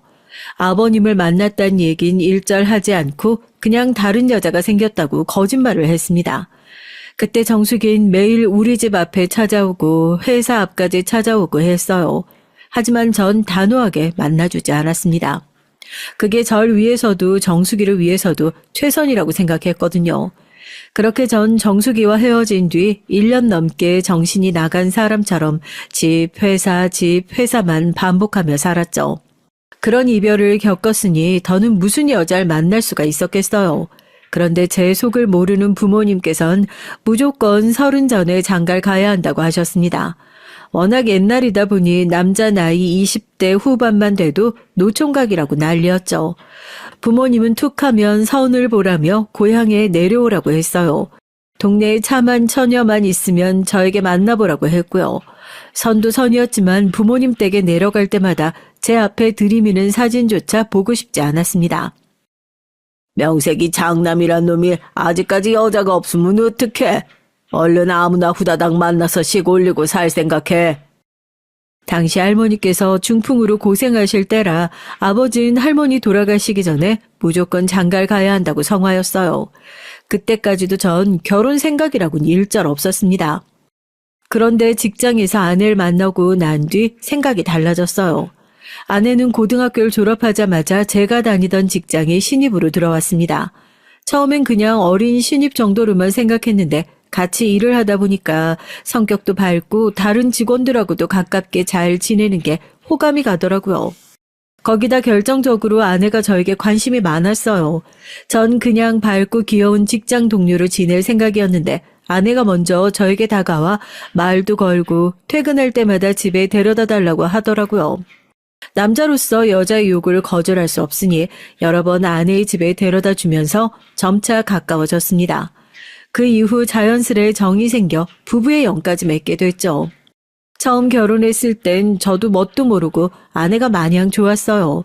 저보다 나이도 많이 어리고 사회 경험도 별로 없으니 어설프고 잘 모르는 게 당연하다고 생각해서 많이 이해해 줬고요. 그래서 아내가 하고 싶은 대로 뭐든지 하게 해줬습니다. 그런데 그게 우리 결혼 생활에 화근이 될 줄은 몰랐어요. 아내가 저 모르게 버려놓은 일들이 많아도 너무 많더군요. 전 아내와 이혼할 때까지 아내가 진 빚을 갚기 위해 허덕이느라 일상생활도 제대로 못할 정도로 혼란스러웠습니다. 그 정신없는 상황 속에서 오로지 제 머릿속엔 딸아이를 지켜야겠다라는 생각밖에 없었어요. 반면 아내는 본인이 궁지에 몰리자 자식이든 뭐든 신경도 안 쓰고 다 내팽개쳐 버리더군요. 처음에 이혼해도 자기가 딸을 데려가네 마네 하더니만 제가 남은 빚 일부를 갚아주겠다고 했더니 바로 양육권을 포기했어요. 전 그럴 줄 알았죠. 원래 결혼 생활 내내 남편이랑 자식보다 오로지 자기밖에 모르던 여자였거든요. 아내와 결혼해서 살면서 느낀 건데 아내는 철이 없는 정도가 아니라 그냥 어린애였어요. 결혼 전엔 단순히 밝고 애교가 많은 여자라고만 생각했습니다. 그런데 막상 결혼해서 애까지 낳고 살다 보니 정신 연령이 낮아도 너무 낮더라고요. 세상 천지에 이렇게 무식하고 모자란 여자는 처음 봤어요. 결혼하자마자 아내를 직장을 그만뒀습니다. 지금이야 여자들도 웬만하면 다들 아기를 낳기 전까지 직장을 다니잖아요. 그런데 저희 땐 그런 일이 흔하지 않았어요. 여잔 결혼하면 직장 그만두는 게 보편적인 일이었죠. 제 아내도 마찬가지로 결혼하자마자 일을 그만두고 집에서 살림을 시작했어요. 그런데 문제는 아내가 살림의 살자도 모른다는 겁니다.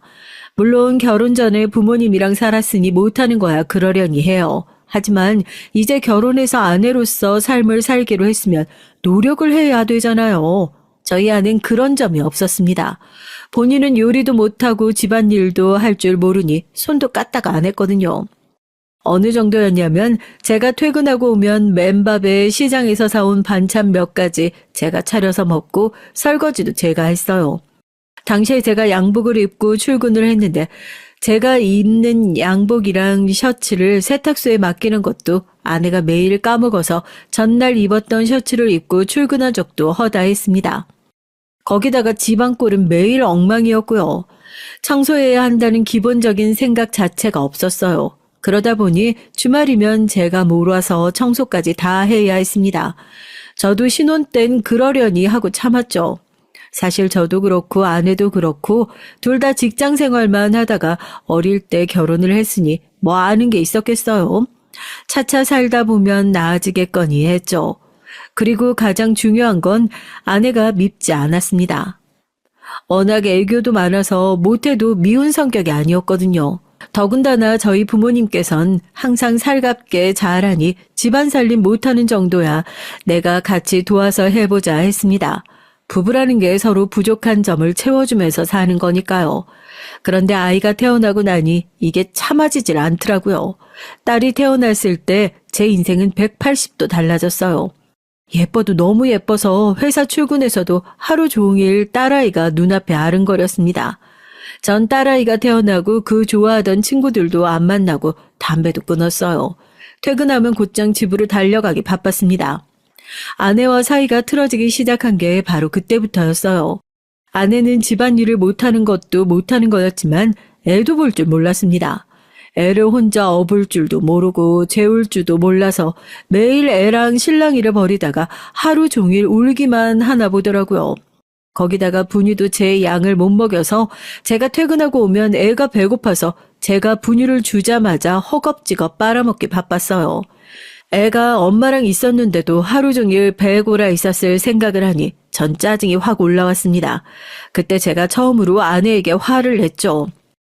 분유통에 보면 한 번에 어느 정도 먹이라고 양이 다 적혀 있는데 이것도 제대로 못 먹이면 어떡해. 애가 얼마나 배가 고팠으면 젖병이 뚫어지겠어. 분유 타면 애가 좀 먹다가 자서 아까운 분유 다 버리고 그러다가 일어나면 또 배고프다고 우는데 내가 그 비율을 어떻게 맞춰? 애가 도대체 누굴 닮아서 그러는 건지. 변덕이 너무 심해. 당신 지금 그걸 말이라고 해? 갓난아기한테 변덕이라는 말이 가당키나 하냐고. 몰라. 우리 애가 유난한 건지 예민한 건지 하루 종일 먹지도 않고 울기만 하다가 당신이 와야 그나마 먹는 걸 어떡해. 아내는 본인이 먹이고 재우려고 해도 애가 말을 안 듣는다고 했어요.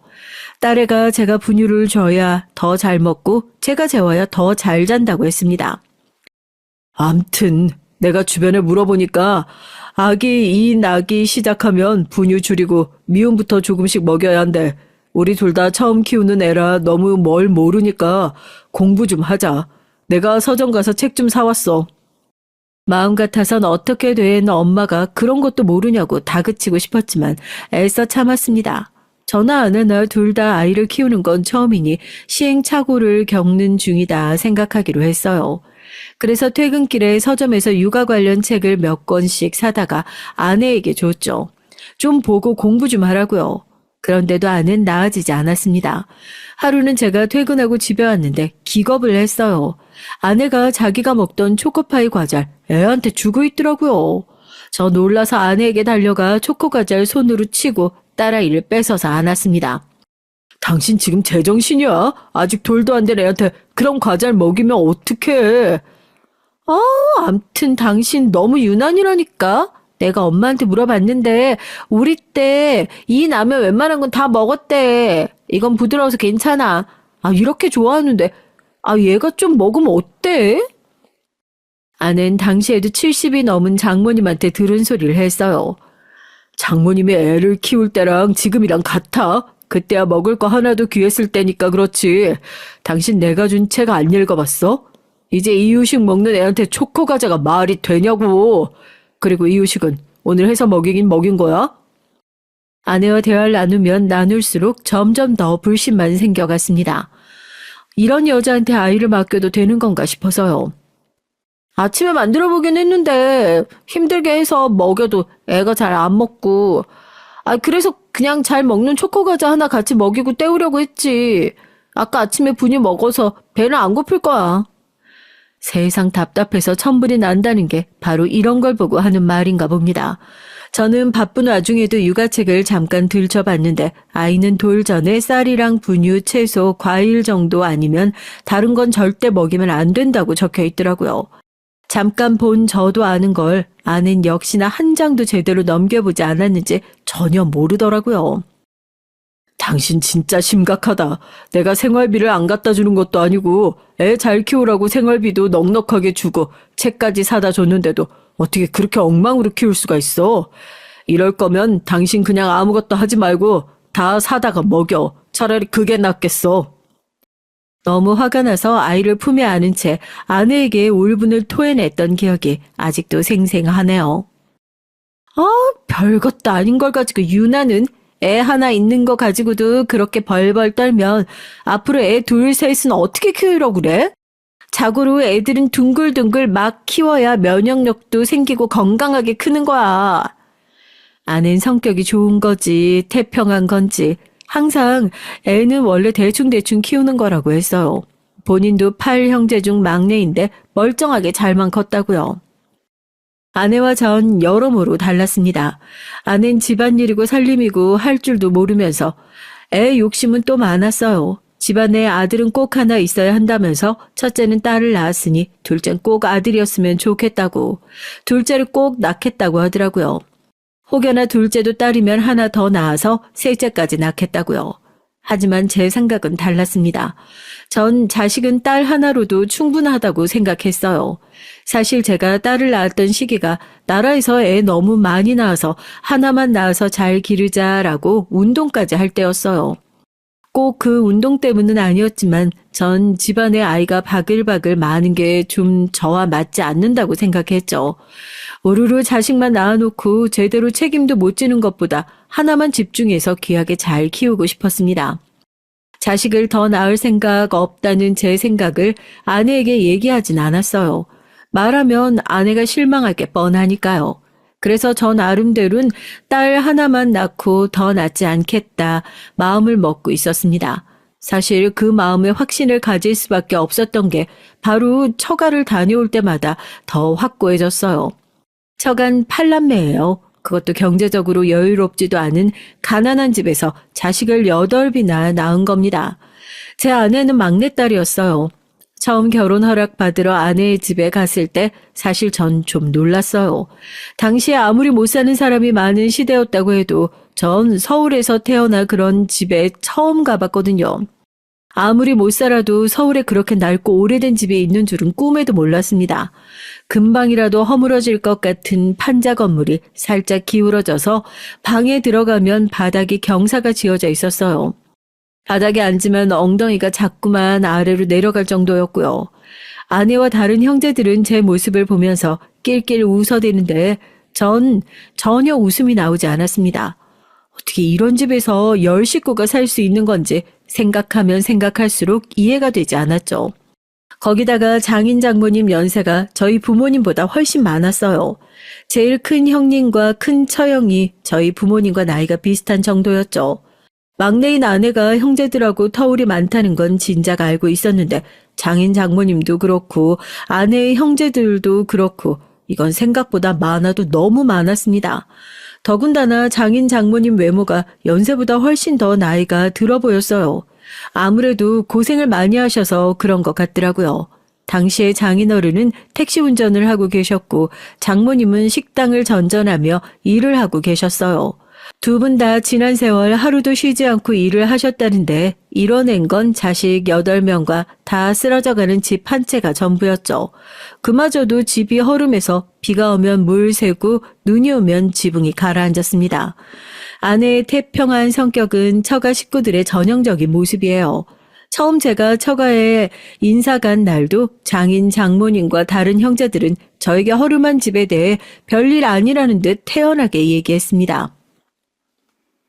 비 좀 새고 집 좀 기울어져 있으면 어때? 그 전에 살던 집은 방이 2개밖에 없어서 남자방 여자방 그냥 나눠서 살았는데 이 집은 그래도 방이 3개라 훨씬 넓고 주방도 넓은 거야. 그럼 애 8 키우면서 이 정도 하고 살기가 쉬운 줄 알아? 여보, 우리 둘 다 정말 열심히 살았다니까. 장인 장모님은 두 분이 평생 고생은 하면서 살았어도 자식 8이 시집 장가 가서 잘 사는 모습을 보면 마음이 뿌듯하다고 하셨어요. 그런데 제가 보기엔 안심하고 있을 때가 아닌 것 같았죠. 당장 이사가 시급해 보였습니다. 딱 봐도 이대로는 그 집에서 몇 년 더 살기 힘들어 보였죠.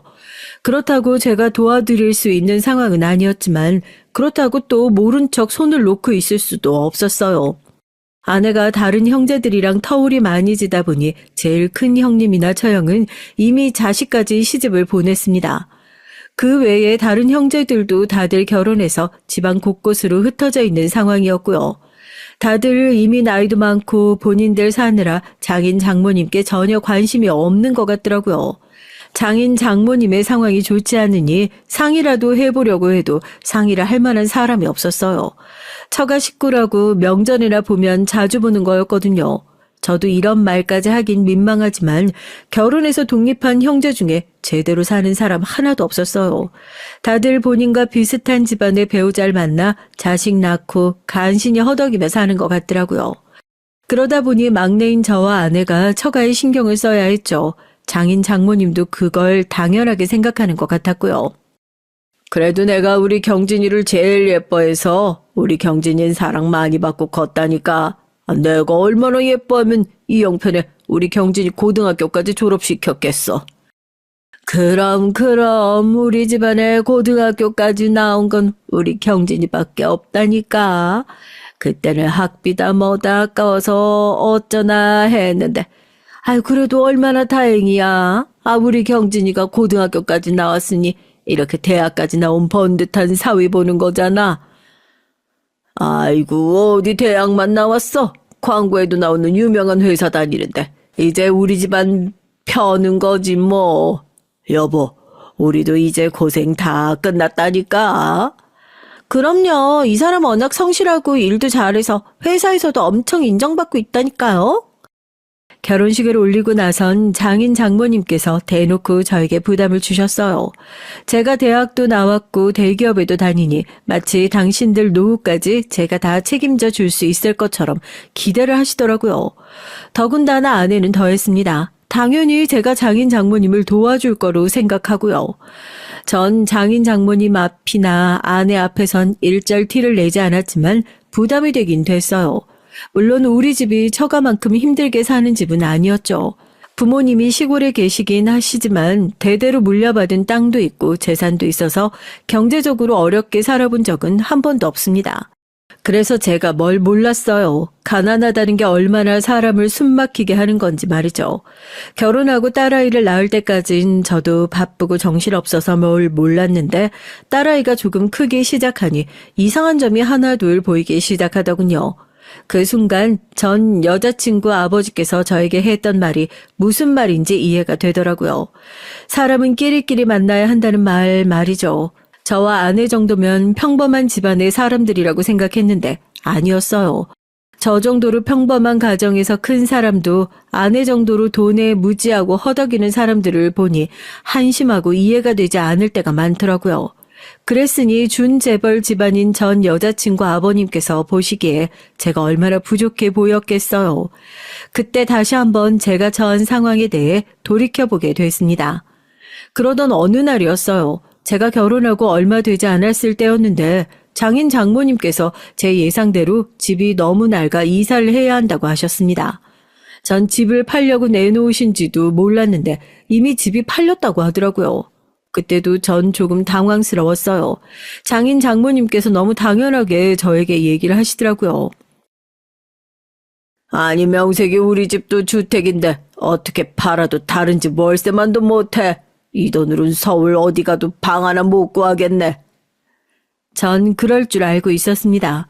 평소 장인어른께서 집 하나 있으시다고 많이 우쭐대셨어요.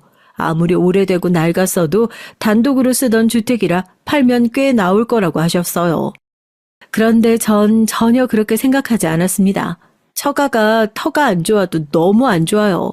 서울이라고 하기에도 어정쩡한 동네인데다 애초에 집을 짓겠다고 고르게 만들어 놓은 땅도 아니라서 투자 가치가 없는 집이에요. 더군다나 집 주변에 유흥 관련 가게들이 워낙 많은 동네라 주거 용도로 집을 짓겠다고 들어올 사람들이 있을 리 없었습니다. 제가 보기엔 그나마 그 정도 받은 것도 다행이라면 다행이었죠. 아유, 당신은 왜 괜한 걱정을 하고 있어? 딸네 근처로 이사 가려고 집도 파는 건데. 우리 잘난 사위가 알아서 좀 도와주겠지. 순간 전 장모님 말에 어안이 벙벙했어요. 뜬금없이 장인 장모님께서 이사하시는 이유가 이제 와서 저희 때문이라네요. 더군다나 더 어이가 없었던 건 아내의 말이었습니다. 시부모님도 멀리 계시는데 우리 부모님이라도 근처 살면 좋잖아. 우리 동네 살기 좋다고 내가 부모님께 이사 오시라고 했어. 전 장인 장모님 말씀에 순간 당황해서 아내 눈치를 살폈는데 아내가 저렇게 말을 하더군요. 전 전혀 몰랐는데 아내가 우리 사는 동네가 좋다면서 장인 장모님께 이사를 오시라고 얘기를 한 거였어요. 전 도무지 제가 그 자리에서 할 말이 없더군요. 제가 뭐라고 하겠어요.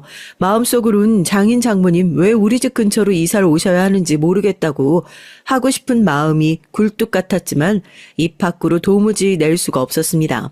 냈다간 한순간에 개념 없는 사위이자 재수없는 남편이 되는 거니까요. 전 그 자리에서 뭐라 대꾸해야 할지 몰라 그냥 대충 웃어 넘기고 집에 돌아왔어요. 그런데 이미 답은 정해져 있었습니다. 처가의 돈을 안 주고 버틸 수가 없었어요. 아내가 몇 날 며칠을 저에게 얼마나 줄 수 있냐고 닥달해서 도저히 안 줄 수가 없었습니다.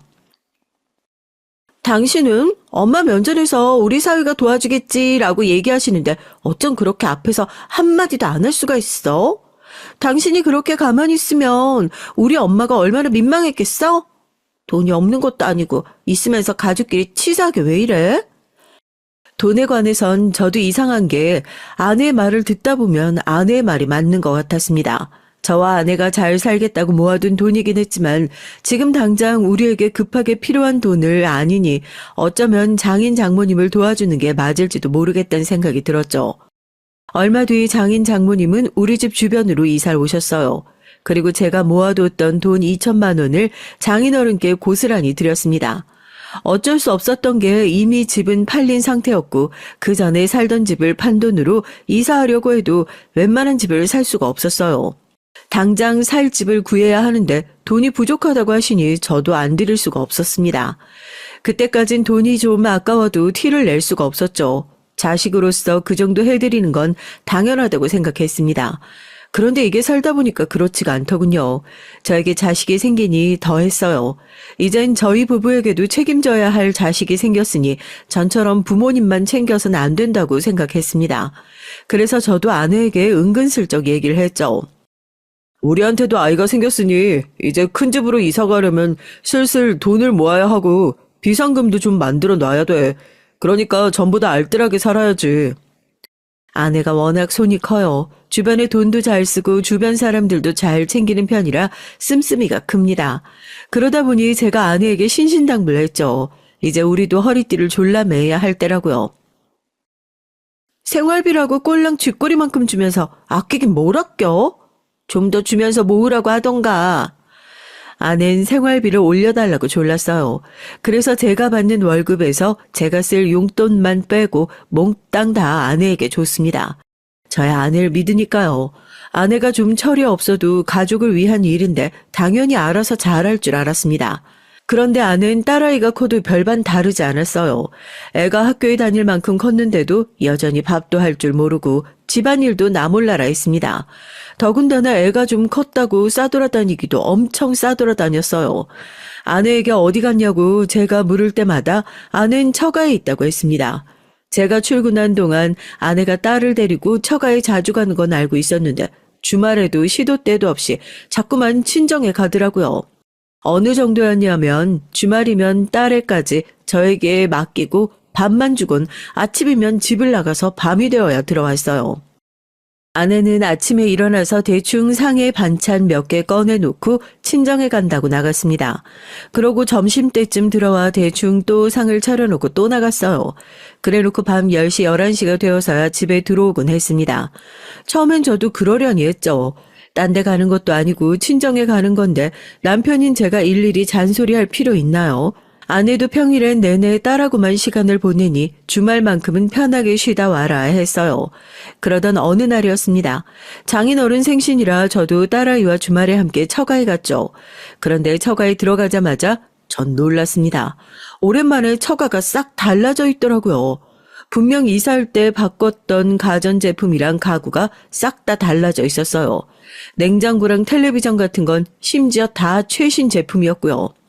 제가 이상하게 생각할 수밖에 없는 게 당시에 장인 장모님께선 수입이 거의 없었거든요. 제가 알기론 자식들이 달에 10만 원씩 모아서 생활비로 드리는 걸로 알고 있는데 아무리 생각해도 그 돈으로 살 수 없는 제품들이었죠. 저는 은근슬쩍 주방에 들어가 최신형 냉장고를 만지작거리며 열고 닫았습니다. 그때였어요. 제 바로 뒤에 동서인 형님이 물을 마시러 주방에 들어왔다가 저를 보고 웃으시더군요. 그러더니 다가와 하는 말씀이 기가 막혔습니다. 아이고, 우리 아버님 어머님이 매일 막내 사위 노래 부르시길래 얼마나 잘하나 했더니만 그 냉장고 자네가 사드린 거라며? 요즘 회사들 다 어렵다고 난리던데 자넨 회사는 아닌가 봐. 승진이라도 했어? 월급이라도 좀 오른 거야? 순간 전 당황해서 눈이 휘둥그레졌어요. 그 냉장고는 못해도 제 한 달치 월급은 되어 보였거든요. 냉장고를 사고 안 사고가 문제가 아니라 일절 저에게 말도 없이 아내가 그런 큰 돈을 썼다는 게 기가 막혔습니다. 그날 전 장인어른 생신이고 뭐고 어디에도 집중할 수가 없었어요. 오히려 처가 여기저길 혼자 돌아다니며 이사할 때와 달라진 게 뭐가 있나 저도 모르게 확인을 하고 돌아다녔죠. 그러곤 그날 저녁 집에 돌아와 딸아이를 재우자마자 아내를 추궁하기 시작했습니다. 작은 형님이 난 전혀 모르는 소리를 하시더라. 장모님 댁의 냉장고 내가 바꿔준 거라고 하던데 사실이야?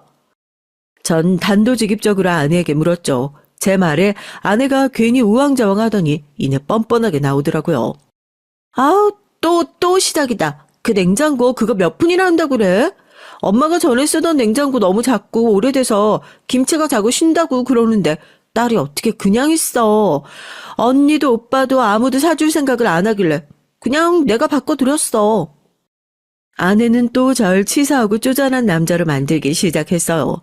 평소에도 제가 이런 소리를 들을까봐 참고 넘긴 게 한둘이 아닙니다. 처가에 갈 때마다 아내가 장모님께 돈을 드리는 걸 몇 번 보기는 했지만 괜히 또 아내에게 치사하단 소리 들을까봐 저도 그냥 넘어간 거였어요. 하지만 이제 더는 두고 볼 수가 없었습니다. 저라고 땅 파서 돈을 버는 것도 아닌데 이젠 정말 아껴야 할 때였죠. 당시에 경제 상황이 안 좋을 때라 회사 사정도 정같지 않았거든요. 당신이야말로 내가 한 말 잊었어? 이제 우리도 전처럼 하고 싶은 거 다 하면서 살 수 없다니까. 당신은 뉴스도 안 봐?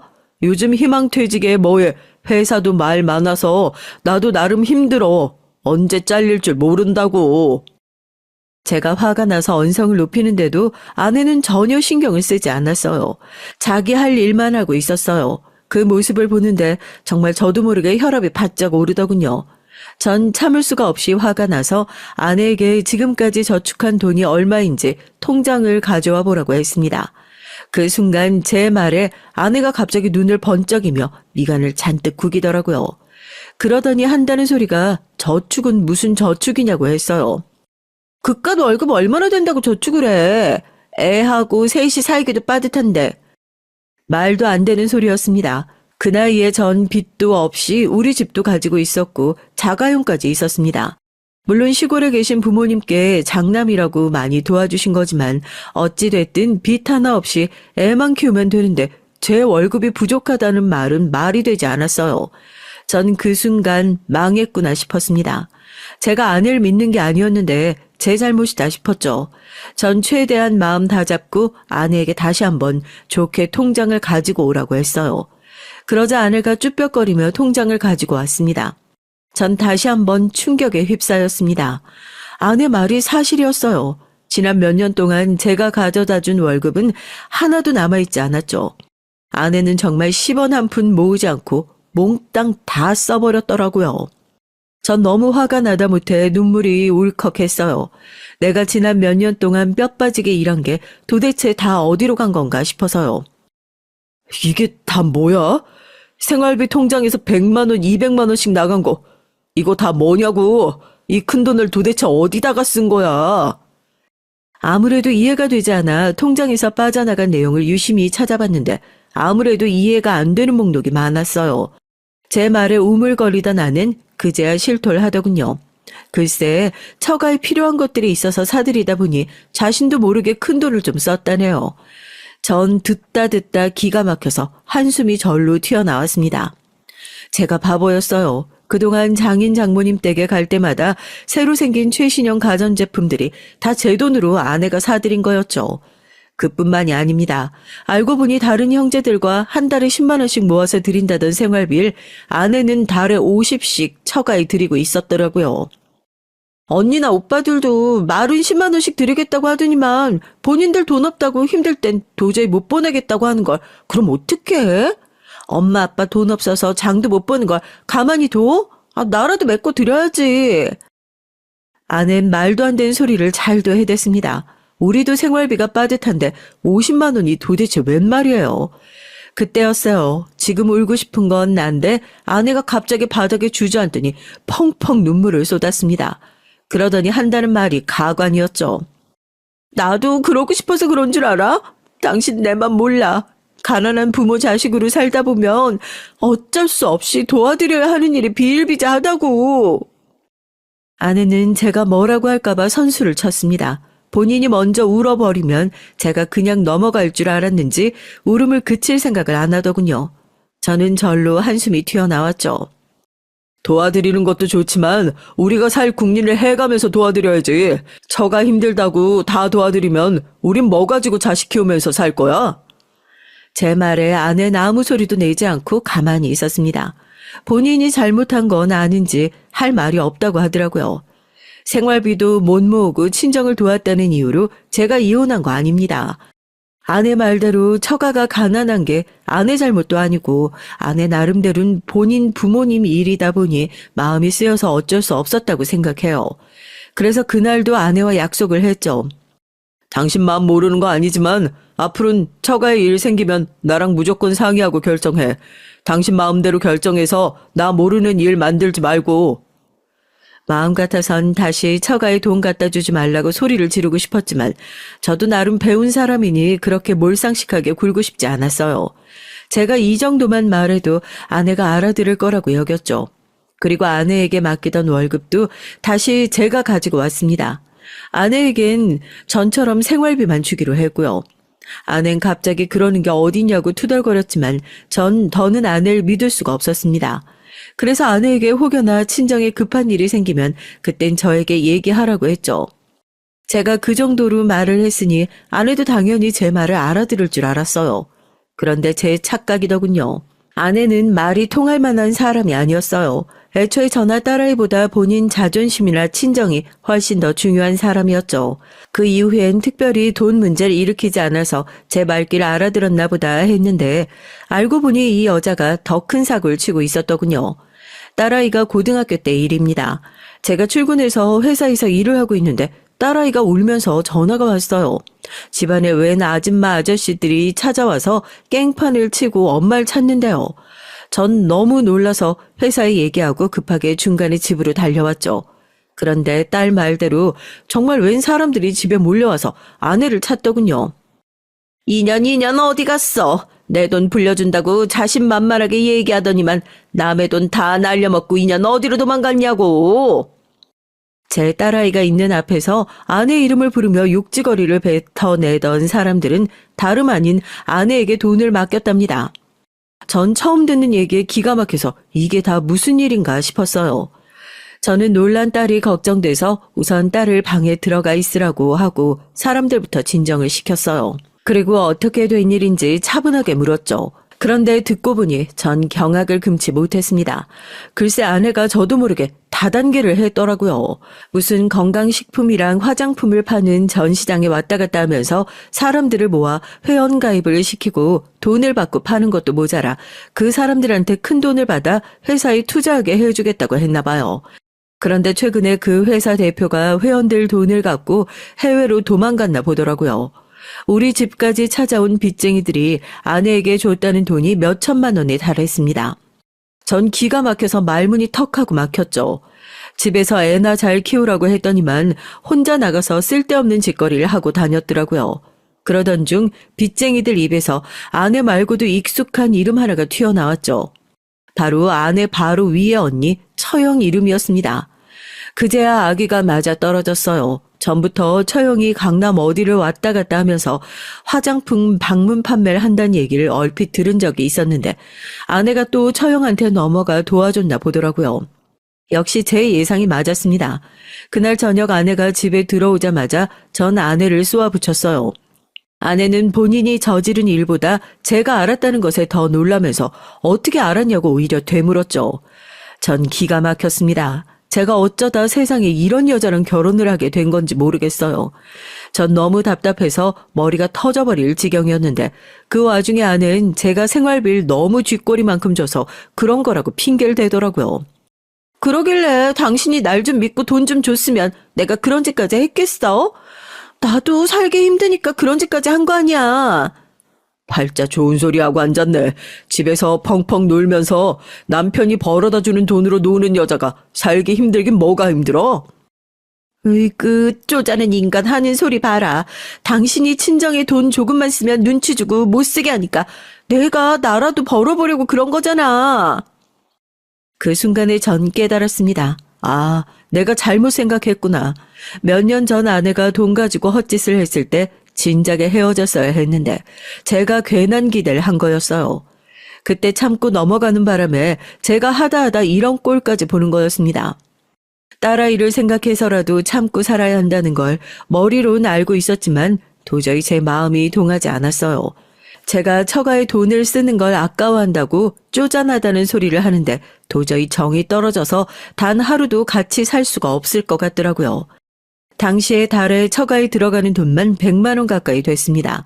장인 장모님 생활비에 병원비만 해도 100만 원이 넘게 들어갔죠. 제가 그 정도로 하는데도 쪼잔하다는 소리를 들어야겠습니까? 더군다나 저희 부모님은 혹여나 저희에게 짐이 될까 아프고 힘든 일 있어도 일절 저에게 얘기하지 않으셨어요. 오히려 돈을 보태주시면 보태줬습니다. 그런 생각을 하면 아직도 자다가도 열통이 터져요. 저도 아무리 힘들어도 제가 선택한 사람이니 감수하고 살아보려고 했는데 한계에 도달하고 말았죠. 그렇게 아내와 전 정리하고 이혼했습니다.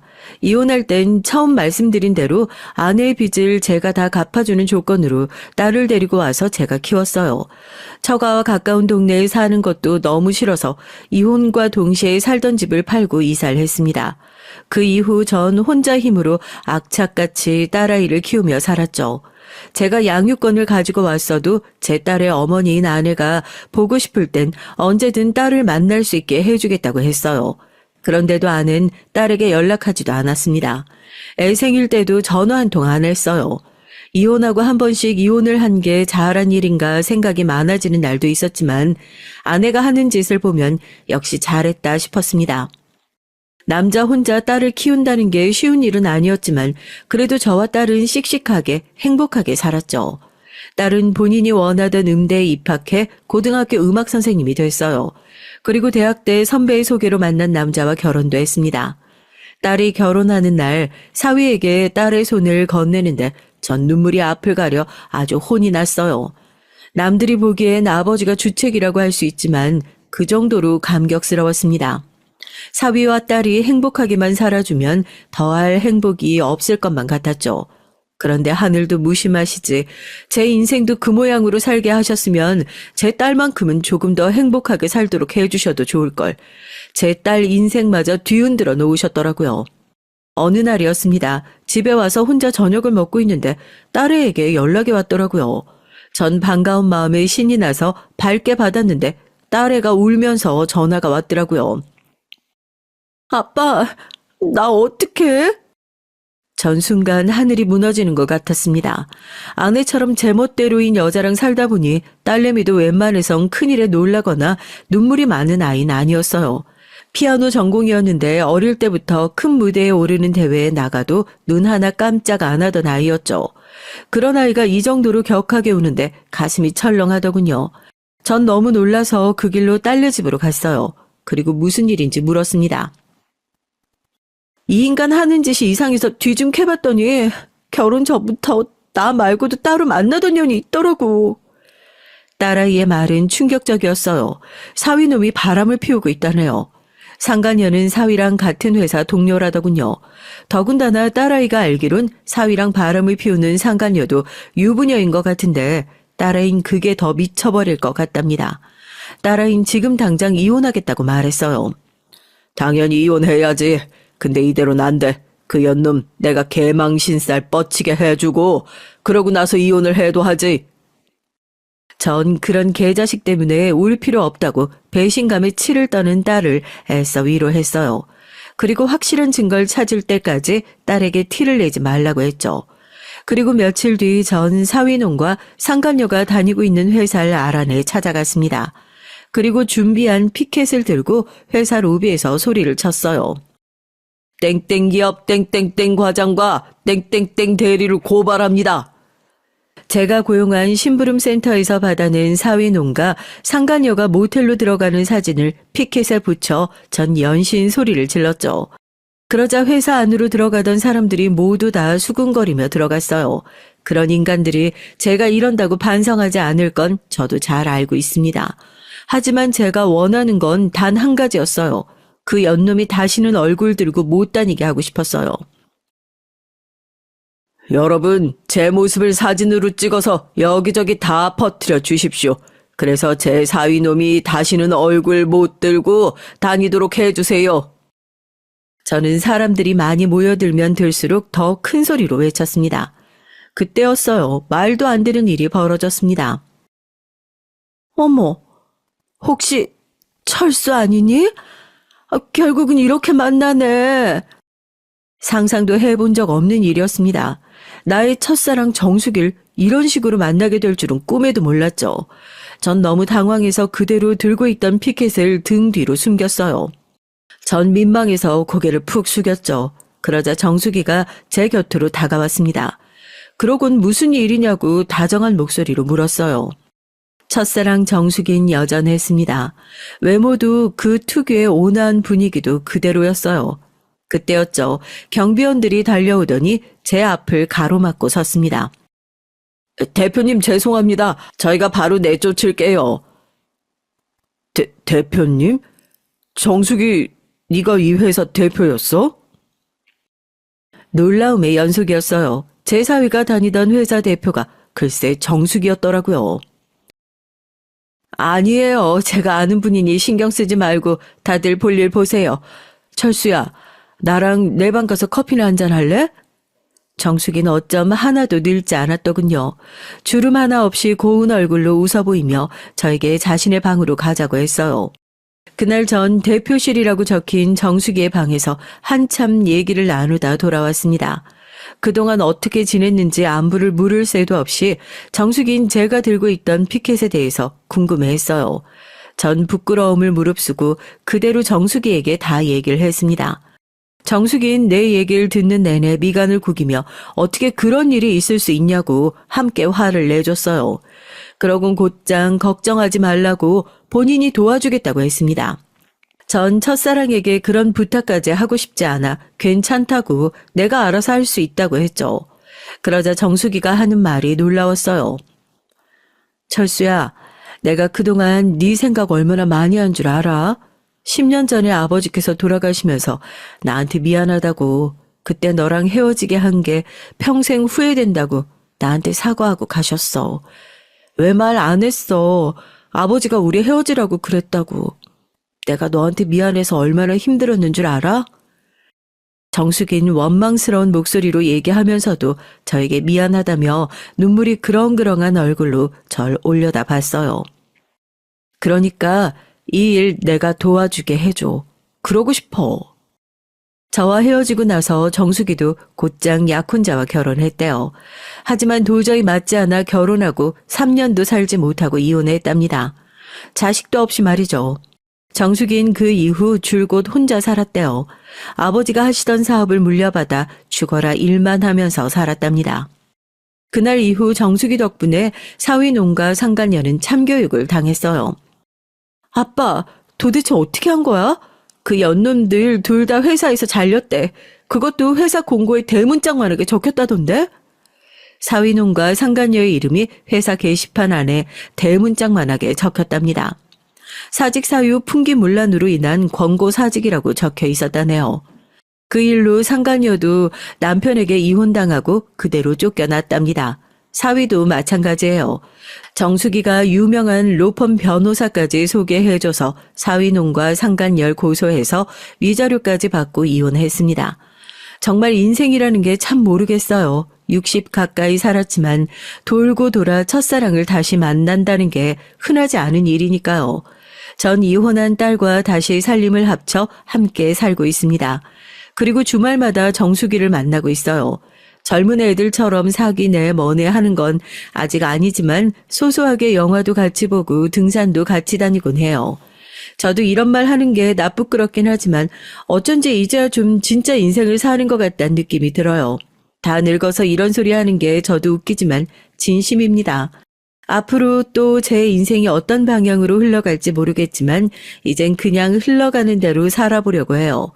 어차피 계획하고 고민해봐야 제 생각대로 흘러가지 않는 게 인생이니까요. 여러분도 지금 당장 힘들고 어렵다고 해서 금방 주저앉지 마시고 끝까지 버텨보시길 바랄게요. 그러다 보면 어느 순간은 반짝이는 순간이 오긴 오더군요. 지금까지 저의 기나긴 인생 얘기 끝까지 들어주셔서 감사합니다. 여러분에겐 행복한 순간만 가득하길 바랄게요.